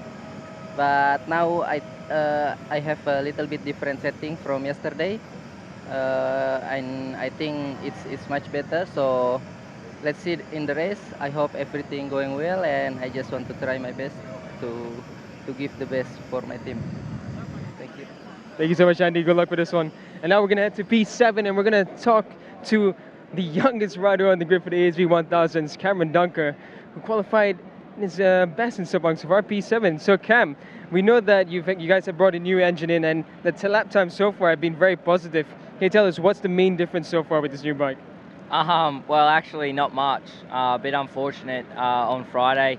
We put that new engine in and something went wrong, so we had to go back to the old engine. But, you know, a lot of steps forward from last time we were here. And, yeah, I mean, our biggest difference is just losing a little bit down the straight. So, yeah, I just try and make that up through the parts where the Yamaha bike works. And I was in a good spot yesterday and unfortunately just got caught out by the heat. But, yeah, it's a bit cooler today, so we see what we can do. Podium up next, and that's where really top speed is going to be a big factor. Do you think there's anything you guys can do to try and give it a few extra ponies? Yeah, I think we got some things in mind on of what needs to be fixed on that other engine, and we should be fine. So we'll see what happens there. But the main focus for now is to just stay as close to the front guys as I can for as long as I can, and then yeah, see what happens towards the end. Thank you so much. Good luck for race 2. And now we're going to head down to the number 220, Declan Carberry, who's coming in as a wildcard, the South Australian who's a commentator back at home. And we're going to see what his thoughts are so far about this weekend. So Declan, a lot of improvements happening for you this weekend after you're getting used to the Sepang International Circuit. So now for race 2, what are the expectations and how are you feeling about this one with a bit better weather? Yeah, I'm really looking forward to it. It should be a great race. I'm just out there to progress, learn myself a bit more in this like heaps hotter weather than what we have back home. It's just crazy the weather that we have here to back home. So you mentioned on Friday, I think it was that you're still getting used to electronics. How's that been? Have you adapted to it already? We're starting to adapt. We've done quite a few changes now and it's all working so much more. We just did a couple of changes before going out for our warm-up lap then, and the warm-up lap bike seems to go a lot nicer. All right, can't wait to see what you're doing in race 2. Good luck. And also I'd like to say happy birthday to Mum back home. Lovely message. Thank you so much, Declan. Good luck. And now we're just gonna try and look around for Salcon for Dunlop because we're curious to know what the track temperatures are looking like. My guess would be somewhere in the mid-30s, but it's really cooling down quite a bit. We're just trying to, spot the Sal over there. So he's right behind the JDT V4 of Hafiz Sharin, and I'm gonna try and grab a quick word with him. And let's see what Sal says. So Sal having a bit of a funny moment. Sal, completely different conditions compared to yesterday. What are the track temps looking like, and what are your expectations for the race tire-wise? Actually, track temperatures, well, 15 degrees lower than yesterday. So we're about 36, 37 degrees. Everybody's pretty much stayed with the same plan. So I expect to see good lap times, and generally speaking, no changes from a tyre point of view. Thank you so much, Sal. Back to you, Des and Barry. Thank you very much, Daniel. You went around just about everybody. Good information. We saw while you were doing the interviews some ominous dark clouds, but the wind has dropped, so maybe the rain will not be a factor. Certainly, I'd imagine everybody on the grid is just hoping that those clouds stay away, Barry, because it could ruin everything. It could, yeah, and you could see that all the riders that Daniel spoke to are much happier with these cooler track conditions. It was treacherous yesterday. There's the man who really looks to take control of the championship today. 3 wins in the last 4 races. Alongside him, Zach Wanzadi, who's been very, very quick all week. It's been a decent season, for heaven's sake, but he hasn't got a race win under his name. In fact, he hasn't for a couple of seasons at ASB 1000. No, that's right. It'd be good to see him back on top of the podium. A nice gesture I noticed just then from the big boss of Honda Racing Thailand. Came up to shake his hand.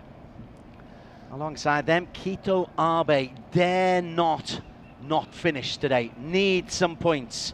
He was the championship leader going into yesterday. He's now 4th, 14 points behind Hafiz Sharin.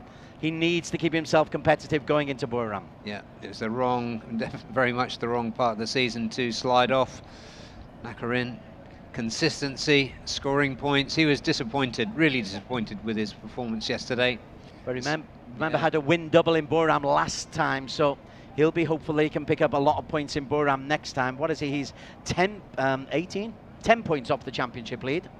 Yeah, it's so close right now. The ball is really in Hafiz Sharin's court to see if he can stretch it and make it just look a little bit distant for these riders. Focus from Lachlan Epis, the Australian, on the BMW, and also for Joe Francis for Victor Racing. Joe still recovering from an injury, comes over from the north of England for these races to represent Victor Racing. And then the Aprilia of Maiku Watanuki for Team Tatara Aprilia. And Barry, I believe you've been given the all-important tyre information as we welcome Choyu Joe back onto the grid. He missed yesterday's race through injury. The Savitar Racing Asia athlete will be looking to put in some decent lap times. Any significance to build on what Salkan told us earlier? Not really. It's very much in line with what Sal said. Despite the very different track conditions, everybody's going with the same options. I was looking to see whether Zakwan would have changed his front tyre, which was hard yesterday. It's hard again today. So, well, everybody sticking with the same setup. The man bottom right of your screen is the man I think that everybody has got their eyes on today. Certainly everybody in Malaysia does. Hafiz Sharan Abdullah. If he can get a win to make it 4 wins in the last 5 races, it will be a big lead that he takes into Buriram. But Zakwan Zaidi alongside him, fellow Malaysian, will be looking to put him off, and Kito Abe in particular, bike number 39. This is a huge race for Abe. We like Abe, we like his work. He's had a good season so far, but he's had a DNF and a P8 in his last 2 races. It's really derailed his championship charge. Yes, it has. He's an entertainer, though, Kito Abe. It's great to have him in the championship. Here is the starting grid for race 2 of the weekend, race 10 of the season. Hafiz Sharan Abdullah, JDT racing on the Ducati Panigale alongside Zakwan Zaidi, Idemitsu Honda on the Honda CBR 1000 RRR. Kito Abe for SDG Hark Pro, also on the CBR 1000. Road 2 is led by Azroy Hakim Anwar, who is the closest one to Hafiz early in the race, slid out. Then next to him is Andy Farid and Nakarin Atirapuvapat. Young Cameron Duncan for MotoGo Yamaha Racing Team in P7. The young Australian alongside Lachlan Epis and Tippett battle in the middle. And Joe Francis for Victor Racing Team. North of England comes in to join the Antipodeans. Team Tatara Aprilia go with Maiku Watanaku. And then Declan Carberry we heard from on the grid. Next to him, the number 220. And Tioyu Joe back in action today, starts 12th. Sadly, there will not be any BMWs of Apiwat Wangtanan and Aslan Shah Kamruzaman. Their team have withdrawn from this round. They do hope to be back on the final round. Shortage of parts for problems on the bike is the issue. No shortage of parts or problems for Team Ducati. They are well resourced, but the expectation levels are high because of the resourcing. Yeah, especially in this home race. You can just see the flags and the colours. During the pit walk this morning, there was a queue, I'm not kidding, of about 80 metres to queue up for goodies from the JDT pit. And Hafiz, to his credit, he stayed out from start to the end to sign everything. Worth mentioning also JDT, for this weekend they brought in a second rider, Ryo Mizuno, but he had a crash in practice on Friday and missed Saturday and is too injured to race today as well. Yeah, that was really unfortunate for Rio. He's not fit to ride. We understand that JDT are going to run a second rider in Buriram as well. It might be Rio, it might be somebody else. Let's wait and see, but we missed him this weekend. Would have been good to have the Japanese star here. Well, we have 12 rumbling up to take their positions on the start line as we speak. The ones to really look out for, the championship lead. It's an 8-point lead for Bike 55, Hafiz Sharan, ahead of this man's rider. Ahead of, well, Kito Abe's 14 points down, but Zakwan Zaidi and Chip Nakarin on the Hondas, they're also there. But I think this is the man we're really looking at, the Kito Abe Honda, bike number 39. 12 laps of Sepang. The rumble starts. The growl begins. Hafiz is off to a thumping start, but also coming through from P4 was Azroy Hakim Anwar. Yeah, that was a good start from Azroy. He tries to get around the outside and he makes it. He makes it. And Abe tries to go on the inside. Abe's got himself up into P3, so it's not the perfect start for Hafiz Sharan. It's very, very good from Azroy Hakim Anwar. Oh, a little tweak there. Scary moment for Chip Nakarin, but he's got himself through into P3 ahead of Abe. Zakwan bites back at Kito Abe and gets the 3rd position back as things stand. Well, exciting start from Azroy Hakim Anwar. Azroy, of course, had a win double here. Has only been on the podium once since then in 1, 2, 3, 4, 5 races, 2 DNFs in that time. It did look so promising for Azroy in race 3 and 4 of the season, but it's rather fallen away. Big pressure from Hafiz Shirin on race leader Azroy. Zakwan is right there as well by 21 and 39 Kito Abe, with Chip Nakarin in 41 in P5. Yeah, the pressure pays off, Des. Smooth. That was enough. It was, yeah, it was smooth. Very smoothly done. Azroy, quite a smoothie himself. Nice work. That was excellent. And Zakwan pressuring as well. Long range switchback there from Azroy Hakim Anwar. But on the long straight, you expect the grunt of the Ducati to really be able to show its worth. Looks on the inside, second overtake, and Azroy, he wants to come back as well. He's got the inside track on Hafiz Shirin. What has the Ducati got? Well, he's got too much power. He tried to force Hafiz wide there. It didn't quite work. I think Hafiz is going to get through turn 15. Better. Yeah, he's a little bit wider. Drive out from Hafiz Shirin. And after a difficult first lap, oh, he just zooms past us in the commentary area. That was smooth as silk from Hafiz Shirin. The whole order behind him shakes up, Des. Nakarin nearly got through there.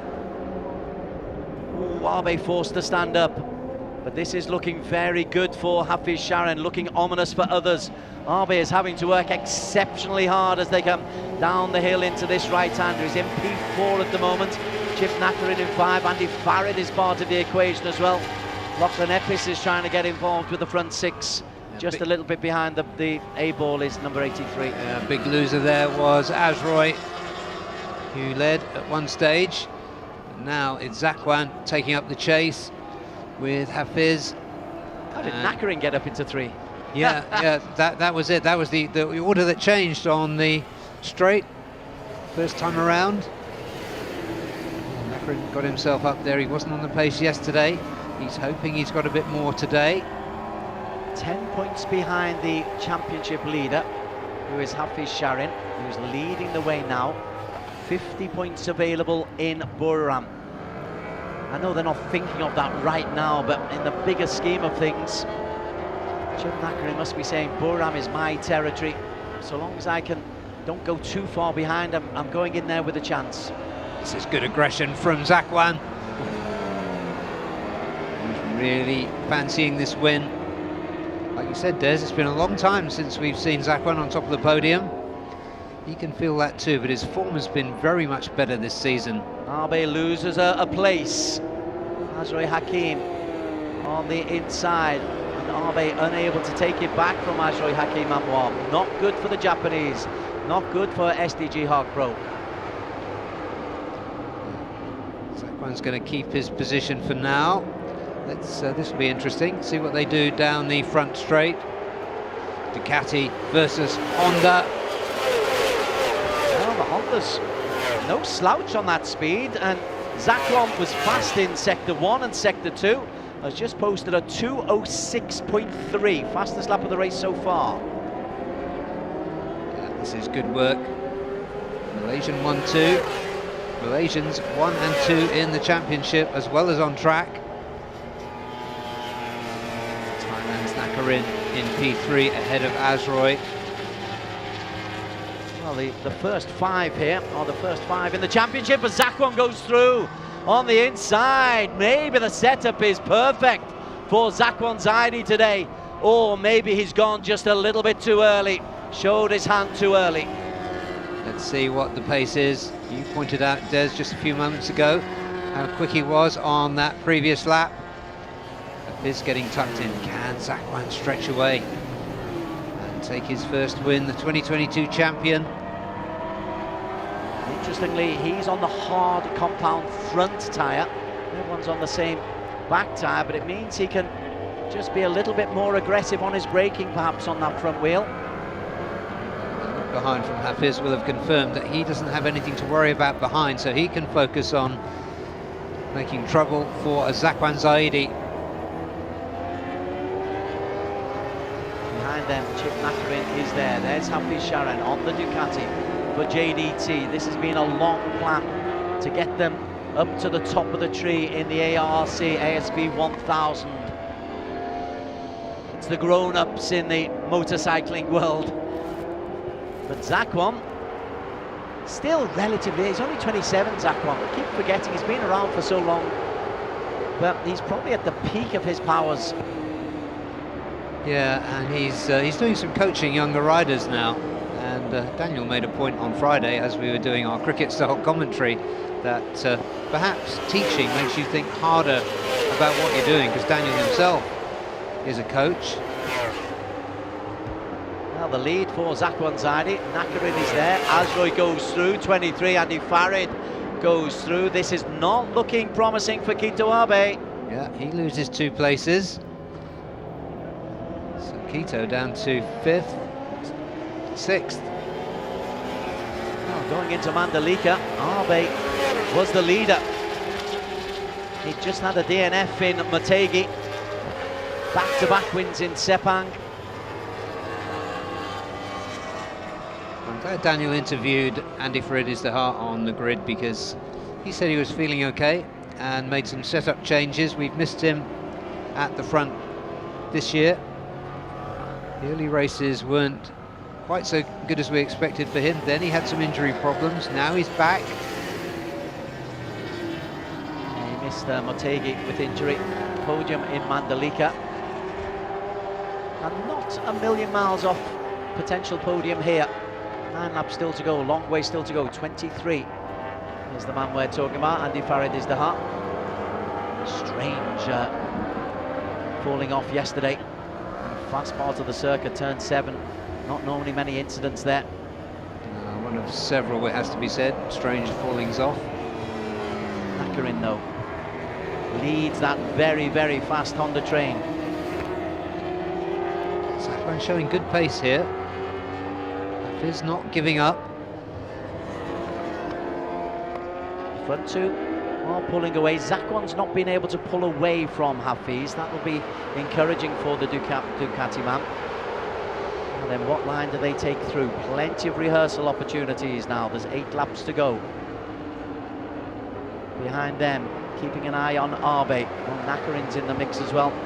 Everyone's got their own personal agendas to look after here. Nakarin wants to keep his hopes alive before going back to the scene of his double win at the beginning of the season. Azroy goes ahead of him as we speak into turn 1. Oh, but then he goes well wide. Gosh, a few errors in this race from Azroy have cost him. Uncharacteristic, we have to say. But he got back into a position. He went so wide. It's almost like he was teasing everybody. A little bit of a thumbs up as well to the green helmet of Lachlan Epis, who's hanging in there just at the tail of this fast front 6. The 5 Hondas and the Ducati, and Epis on the BMW Savitar. Yeah, Lachlan doing low 207s.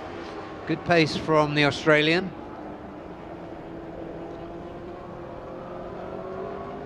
Even Cho Yu Zhou, who's hitting 216s, is Kito Abe. Honda making all kinds of shapes. Just behind Andy.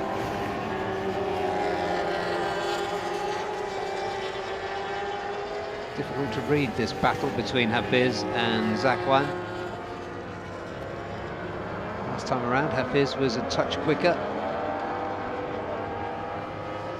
We were talking to the pit crews of JDT earlier on, and they were saying, listen, we'll try and be careful, we'll try and be cautious, try and not take too many risks, but it's not the way they've been.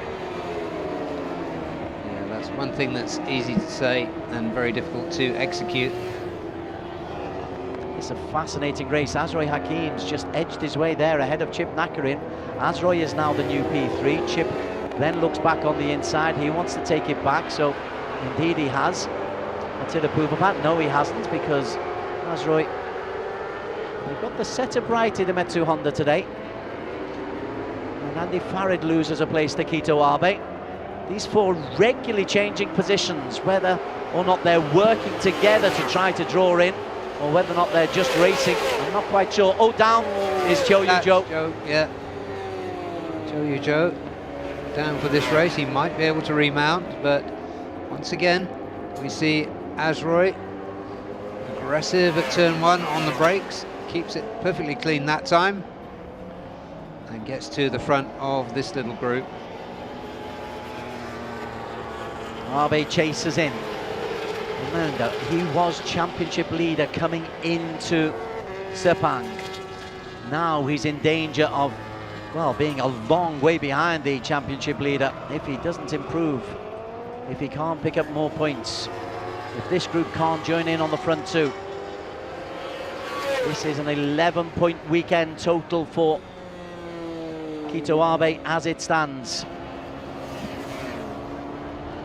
These are the championship races. 2 more after this one. SDG Harkpro, bottom left of your screen. They're looking from their pit wall onto the telemetry, onto the data that's coming through. As you'd expect, they're giving absolutely nothing away because they're thinking exactly the same as we are. Kito's pushing, but not able to make any impression. Ajroy Hakim deserves a lot of credit. He's got himself into P3. But unable to make any headway on the front two. They're having their own little battle. Behind them, Lachlan Epis has disappeared. Oh, there he is, just coming into the shot at the end of the long straight.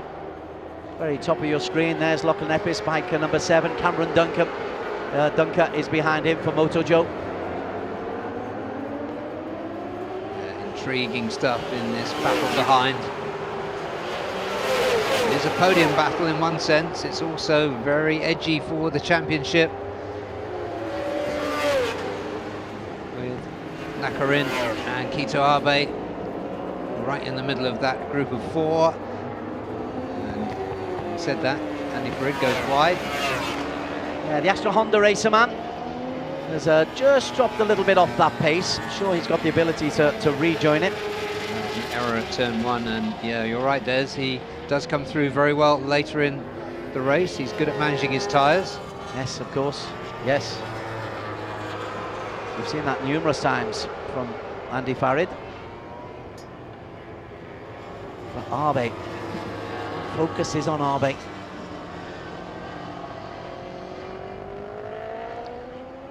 Still leading the way, Ajroy Hakim. It's a 300km/h train at its fastest as they come around the Indian Oil corner. The rain is looking like it's going to stay away. This is such an absorbing battle. Fastest rider so far is Andy Farid, is Ajroy. 206, low 206s. Chip Nakarin also in the low 206s. Everybody in the low 206s. 5 are in low 206s, yeah. So 206.1 for Ajroy. Even Lachlan Epis, 207s. Cameron Dunker, 208s. Watanuki on the Aprilia, 209s. Joe Francis for Victor Racing on the BMW, 209s. It's not too shabby.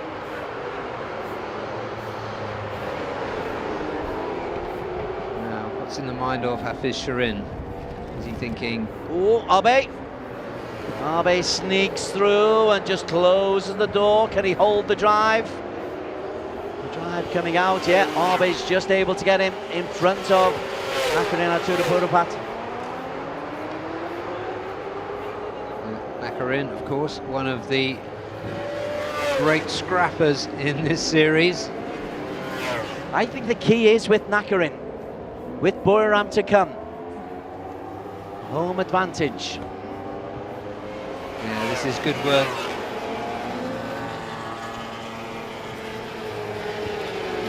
That cherubic face that he's got when we interview him on the grid, and you see him outside of racing.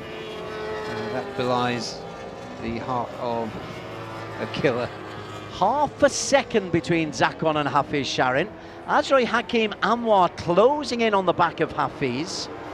So the Idemitsu Hondas may well have got their setup right. There's the gap between 2 and 3.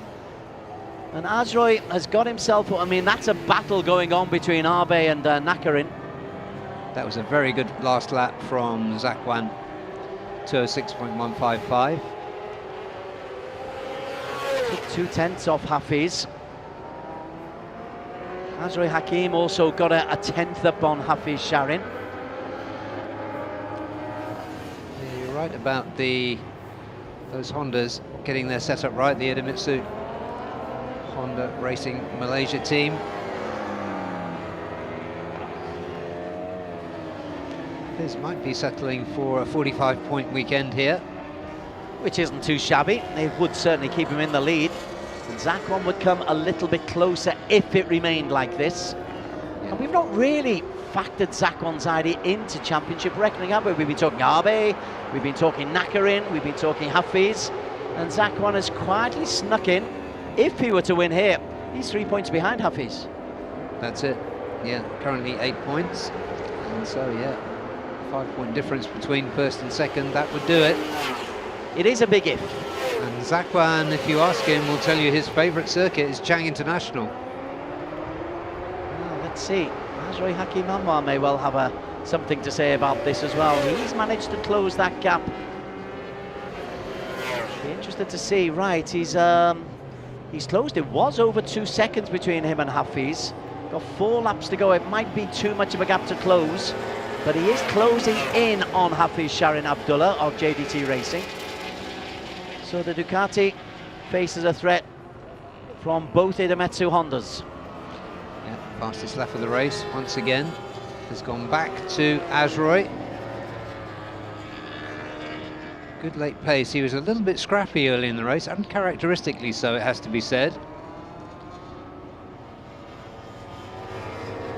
Still Hafiz trails Zakwan Zaidi. Zakwan for Idemitsu Honda. Great pace though, nice line.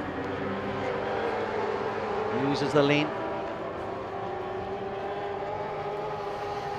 JDT crew and Honda crew, bottom left of your pictures, as we alternate between the two of them.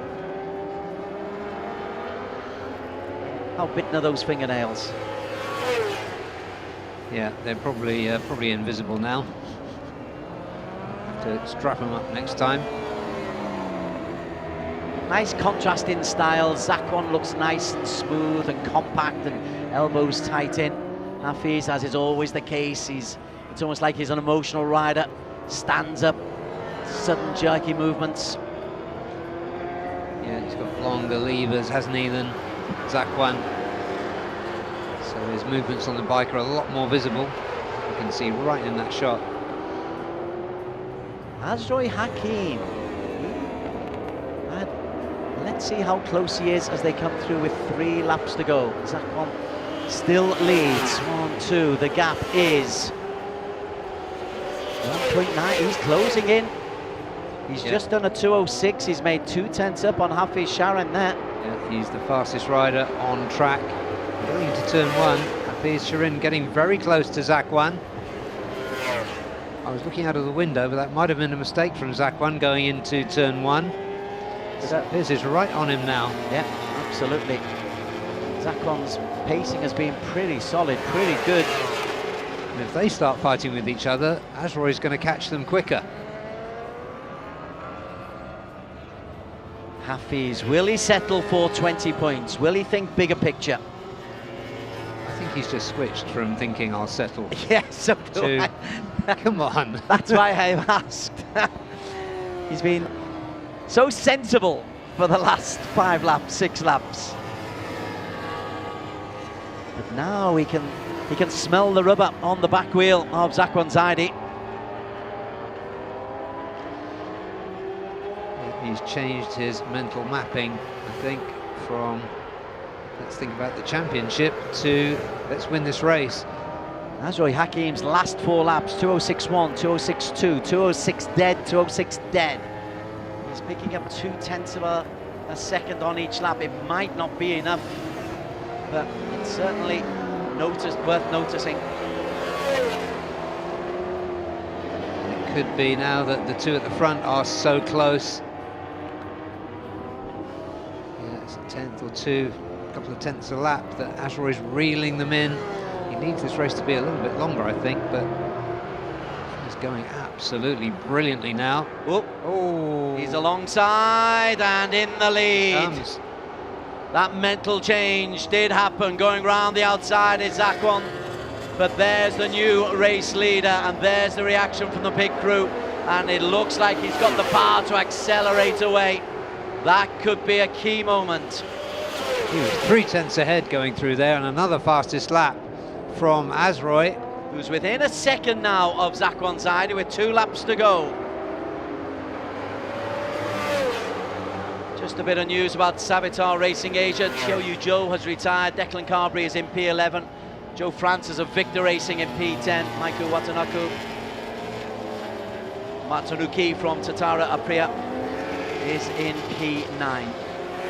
But this is now looking like a back-to-back weekend for Hafiz Sharin Abdullah, or has Zakwan got something left? Let's see, he was quick on that last lap. He closed up on Zakwan at the start of that previous lap. Let's see if Zakwan's got an answer. His pace has been good all the way through. It was a Hafiz Zakwan 1-2 in race 1 yesterday. If it remains the same, it'll be a 1-3 point lead to take into the final 2 races for Zakwan. For Hafiz over Zakwan. Yeah, Zakwan's not done. No, he's not, is he? Neither is Azroy.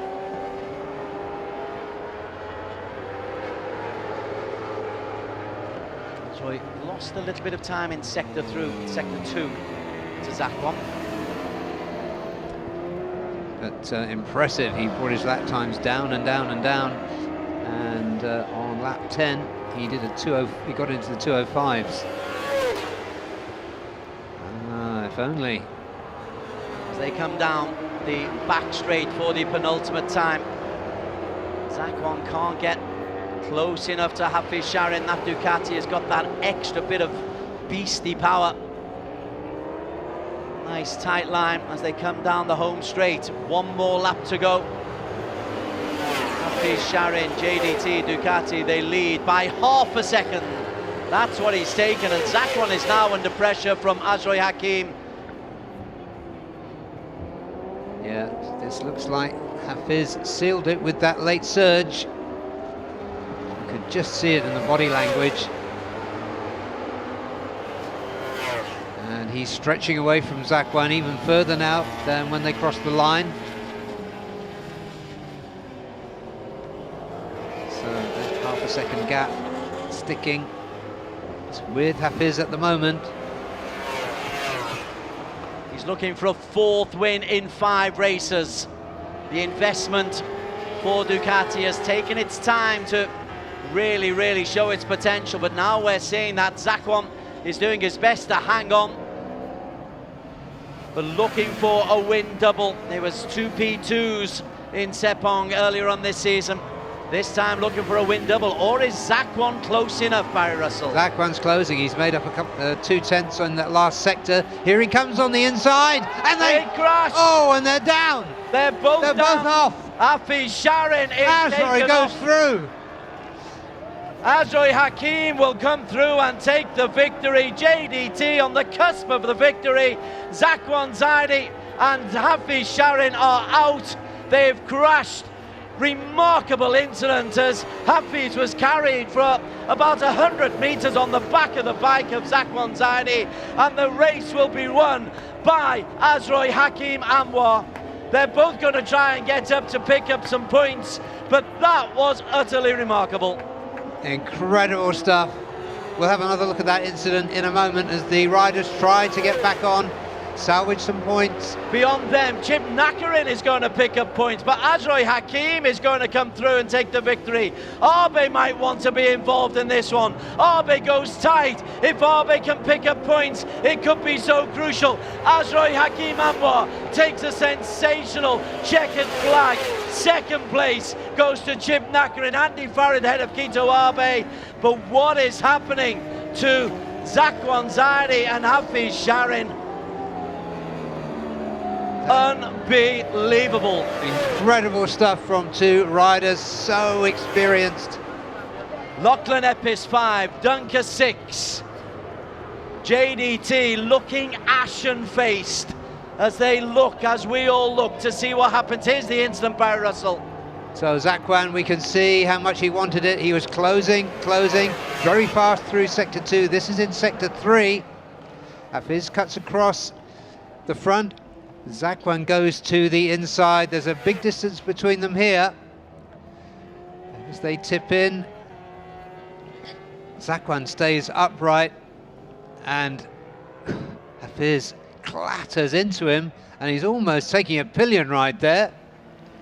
The exhaust muffler digging into the midriff of Hafiz. So, but Zakwan had the line there. Utterly astonishing. This JDT emotional coaster of a ride carries on. The winner, though, is Azroy Hakim Anwar. Your new championship leader is Chip Nakarin. Unbelievable. Oh. Incredible stuff. That will be under investigation. For me, Zakwan had the line. But that won't impact Chip Nakarin. And it won't really help Hafiz. They can't go back and give him points, but wow, Chip Nakarin comes through for a P2, 20 points. Your winner, Azroy Hakim Anwar. That's 3 wins in 4 races here at Sepang. Barry Russell is looking as ashen-faced, I think, as the JDT crew. Yeah, I'm shocked rather than disappointed like the JDT crew, but this is absolutely incredible. And Kito Abe not even on the podium with 2 main rivals out. But nonetheless, it's a 13 points for Abe. It brings him into championship reckoning. For Chip Nakarin, the 20 points bring him up to the top of the championship. Hafiz will finish in P10. Nakarin goes to Buriram, his home track, and the site of a double win in round 1, leading the championship. That's, yeah, but only by 3 points, because Hafiz Sharin will pick up 6 points. So the championship lead will be 4 points. Unbelievable. And Azroy Hakim Anwar comes right back into the reckoning as well. Yeah. Azroy got a reward for some really good riding in the second half of that race. The scrappiness in the first half of the race didn't cost him. Race 2 results, well, utterly astonishing. Azroy Hakim Anwar, Idemitsu Honda. He wins 2.9 seconds clear of Nakarin Atirapuvapat on Honda Racing Thailand. Andy Farid Izdahar continues his recent decent form in terms of results for Astra Honda Racing with a 3rd place. Kito Abe will pick up 13 points for 4. Lachlan Epis gets an epic result as far as he's concerned. That is a P5 for him to complete a very good weekend. Cameron Dunker will get 10 points for 6. Michael Watanuki is rewarded for 7. Zakwan Zaidi got back up off his bike to finish in 9th. That will pick him up 7 points. Hafiz Sharin got up off his bike and his disappointment to pick up points. And there is your new championship leader. Gosh, you couldn't make this script up if you tried. Yeah, I'm just looking at Kunalak, the head honcho for Honda Racing Thailand. There immediately with Chip Nakarin. He's going to be absolutely delighted. Chip has got such big respect and high regard for his attitude, his work ethic, as well as his speed in the Thailand racing community. Well, Hafiz Sharin, it looked like it was going to be almost a coronation. It looked like it was going to be him going in with a big lead. The fans of Johor not thrilled with what they've seen on the big screen. It's not this man's fault. And actually, in your analysis, you're saying Zakwan has got the line and Hafiz has tried to take it off him, Barry Russell. He tipped in. He knew that Zakwan was inside of him. I mean, it's a high-speed racing incident. I'm not apportioning blame, but Zakwan had the line. Hafiz goes in, stomps in. It's not as it was meant to be for the Ducati man, but the emotion of this JDT story continues. Yeah. Weigh in for Hafiz, those leathers are going to weigh a little bit less after being scuffed in the gravel. That was an amazing instant, the way he was carried, almost pillion passenger. That would have been pretty uncomfortable because he had the muffler of Zakwan stuck in his midriff for a fair old way. Support there from the team, despite their bitter disappointment, as he walks under our commentary position. He's doing well not to be reacting, I must say, because the emotions must be running very, very high for Hafiz Sharen just at the moment. But the emotions in the Parc Ferme, which is where our attentions ought to go. Azroy Hakim Anwar is the race winner in the most remarkable of races that we've seen. Edition number 150 of the Asia Road Racing Championship. We've not seen anything like that. Let's get some reaction. Daniel Bogas is down in the Parc Ferme. Andy, 3 Hondas on the podium, and you fought right to the very end. We thought you lost it at the end, but you managed to keep up with them, and the race isn't over until the checkered flag, and you did brilliantly at the end. So tell us, how's that race for you? Because initially it was a good start, but you faded a little bit in the middle of the race. I think, as you can see, that during the race, I was trying to stay with the other guys, but in some point I was struggling on the exit, and then I have so much movement on my bike, but it's not really negative for me because I still can drive. But you know, I just want to keep to the end. Maybe I just finish P4 because I think I can overtake Keito and Nakarin. But in the last lap, in the last 2 laps, I overshoot in the last corner, and then I just can manage to go P3 because also have some accidents. So yeah, I also feel much better on my physical side. I feel Mandalika I was like that after the race, so I improve here, and then I think I'm getting better. So can't wait for last round. Speaking of which, how's your condition right now in recovery? Are you feeling a lot better now? Yeah, it's much improved. Thank you to my trainer, Om Gandung, and of course Astra Honda Racing Team. So many difficult days, but they always support me. Thank you so much. This podium for them. Thank you. Thank you so much, Andy. Congratulations on the podium. And P2 for the ASB 1000 Race 2. Well, they're going to take a photo first. It's a big day for Honda. All 3 riders on the podium. 1 representative for Indonesia, 1 from Malaysia, 1 for Thailand. So you can imagine the joy that they're having right now. So we're going to try and grab a quick word with in second place and the new championship leader, Nakarin Atirapumapat. Nakarin, oh, what a race that was from you. As always with you, a blistering start, and we got a bit concerned when it was a bit of a battle, but you stayed strong and you managed to finish up second, and now you are the championship leader going into Buriram for round 6. Tell us about this race. Yeah, nothing to say today. Is I fight a lot for the championship, and yeah, I prepare to finish in P4 or P3. Difficult to follow them.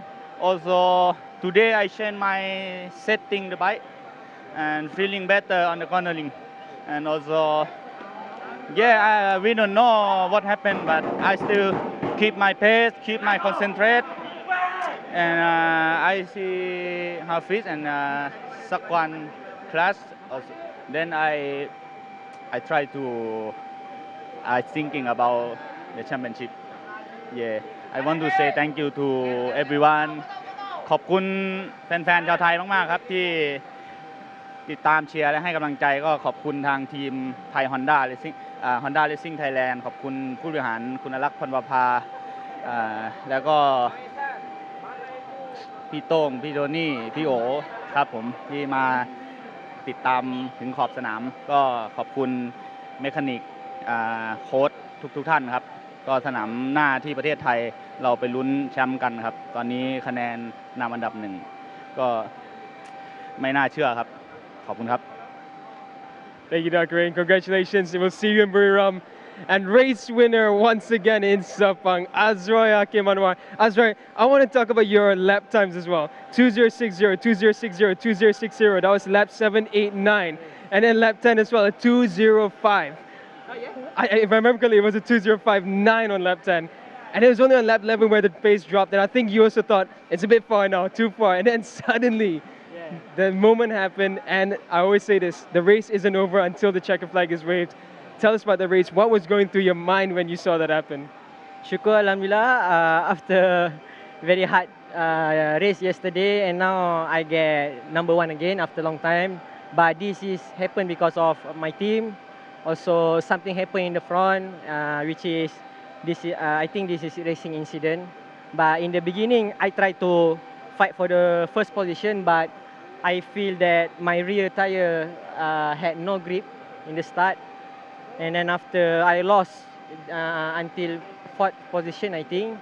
But then I tried to get some momentum to build confidence lap by lap. But then after I passed Nakarin, I saw that, okay, I'm getting there, but I'm pushed too much in the middle of the lap, and that's why if you guys see in the last lap, I was a bit too far. I cannot do anything, and also I saw behind me like 2 seconds, so just finish in the 3rd position is better than crash. So I want to say thank you to everyone, sponsor and also fans who coming to the Sepang. And yeah, let's see how the race goes in the last round, Buriram.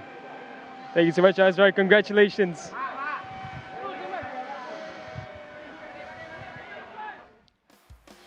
ASB 1000cc, race number 10 of the season, race 2 of the weekend from Sepang. An astonishing finale awaits you here. This was waged as a real contest between Hafiz Sharon on the Ducati, who got away to a half-decent start, but Azroy Hakim and Zakwan Zadi for Idemitsu Honda, they matched him indeed. It was Azroy who got away quickest, but then Hafiz was able to get himself in front, Barry Russell. Zakwan Zadi went with him, and for a long time it looked like Hafiz was going to be serenaded his way all the way to a victory. Yeah, there was an early error there from Azroy that let Zakwan through. Zakwan got onto the back of Hafiz, and as you can see right now, Zakwan slithered through into the lead. He had a really good pace, and it did look at one stage as though he was going to get away from the Ducati. But the Ducati were able to fight back. Our focus, as those two fought at the front, came onto the real battle for P2, where we had Kito Abe involved, championship contender, Azroy Hakim Anwar, as Choyu Joe went out. But so our focus was on P3. We weren't really sure what was going to happen in P1, and then suddenly Hafiz Sharin would decide, okay, I can see a little glimpse of an opportunity here. I can see a 50-point weekend, and Hafiz would eventually go on and take the lead. Yeah, he did. We were watching Kito Abe as well, who came in this weekend as championship leader, but would lose the lead yesterday. He had a real battle there with Nakarin, and here you see Hafiz retaking the lead from Zakwan, and it looked at one stage he immediately stretched away on the front straight. Then onto the final lap, and an incident that we've been talked about forever. I need your opinion as a former race steward, as a former man who's judged on these things. Well, number one, it was a racing incident, as we just heard Azroy say. Here are two superb international level riders competing for the win. Zakwan turned in there. They were just fighting for the win. That's a racing incident. There's no fault there. The riders are going to be incredibly frustrated, but no finger pointing. That's just somehow how it goes. That was 1 and 2 out the way, though. It meant that Azroy Hakim Anwar could come through, propel himself back into the championship race. And not only that, Nakarin Atirapubapat, bike number 41, he is the new championship leader. Everything changed in half a lap. Yeah, that was quite incredible. What a championship this is, Des. There is emotion brought by JDT, but they're not even part of the podium story today. But they are very much part of the championship standings, as we'll see in just a short moment. At the moment, Andy Farid Izdahar, he's happy enough to be on the podium once again. Andy Farid on 16 points. That's his second podium in 3 races, so a return to form for him. Second place, Nakarin Atirapuvapat, and a winner for the 3rd time in 4 races here at Sepang. I think he's more surprised than absolutely anybody. Azroy Hakim Anwar. Yeah, luck was against him yesterday. It was in his favour on Sunday afternoon. Idemitsu Honda with the team award, and Nagara Ku, the national anthem for Azroy Hakim Anwar.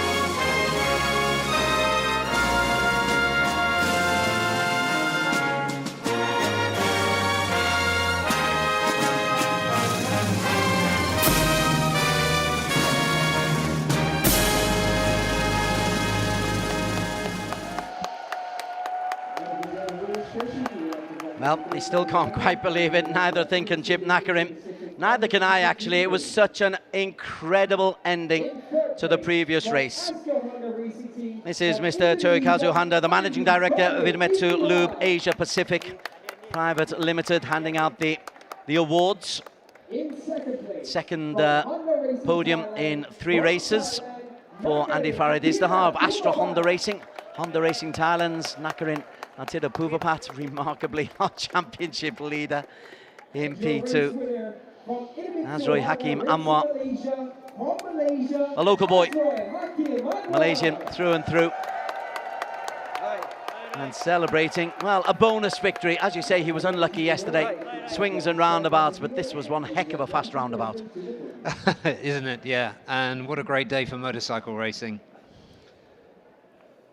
Dr. Stan Yasuhiro, FIM Asia Deputy President, our thanks to FIM, as always, for their sanctioning and their support of the ARRC. Hands out the award to Idemitsu Honda. The photo gallery is there. And there's 1 or 2 riders who are still saying, should I really be in this shot? Is that real? But the answer is, it's real. It's real, and sometimes it goes against you, sometimes it goes in your favour. And it went in his favour today, hence the big cheesy grin from Azroy Hakim Anwar. It's a Honda 1-2-3, much to the chagrin and frustration of Ducati, but they may still have a day in the sunshine in Buriram. Championship points, Nakarin Atirapuvapat is our new championship lead, 152 points, 4 clear of Hafiz Sharin. How important might be him getting up off the floor and picking up 6 points after that crash? How important might that be for Hafiz Sharin on the JDT racing team? Level 11 points adrift, Kito Abe and Zakwan Zaidi still right in the mix. Also in the mix, just 17 points down, Azroy Hakim Anwar. Shame about the absenteeism of A1 Energy BMW. We hope to welcome them back into the fray in Buriram. Cameron Dunker, good performance from him. He's on 80 points. Andy Farid moves on to 73. So they are your top 8. We're going to head off now. There has been no rain. Your thoughts on a remarkable day's racing by Russell? Well, we just said it all about the last race. I just wrote 4 exclamation marks under the ASB 1000. But then before that, there was Damok's Double.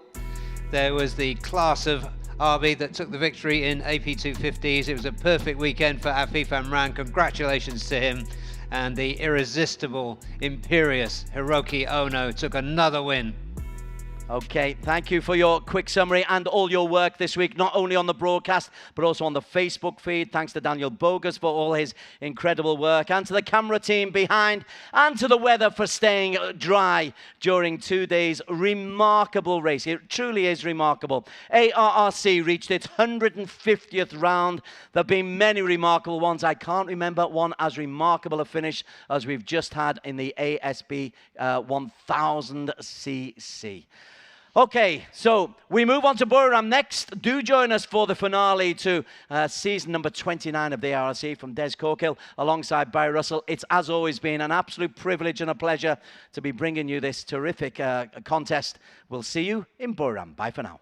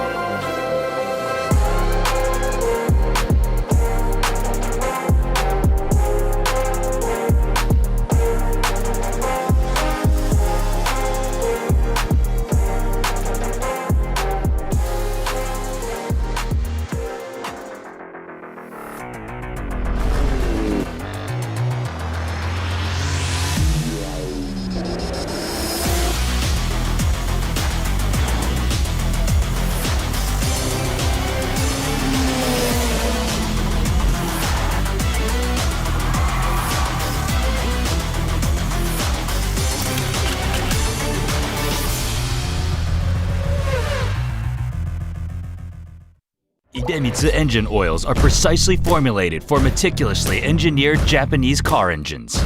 We are committed to delivering optimal performance. We fulfill this commitment through 5 ultra-protective benefits known as Quintec Guard. They unleash the peak performance of treasured cars. Drive anywhere with confidence. Feel the excitement in your heart.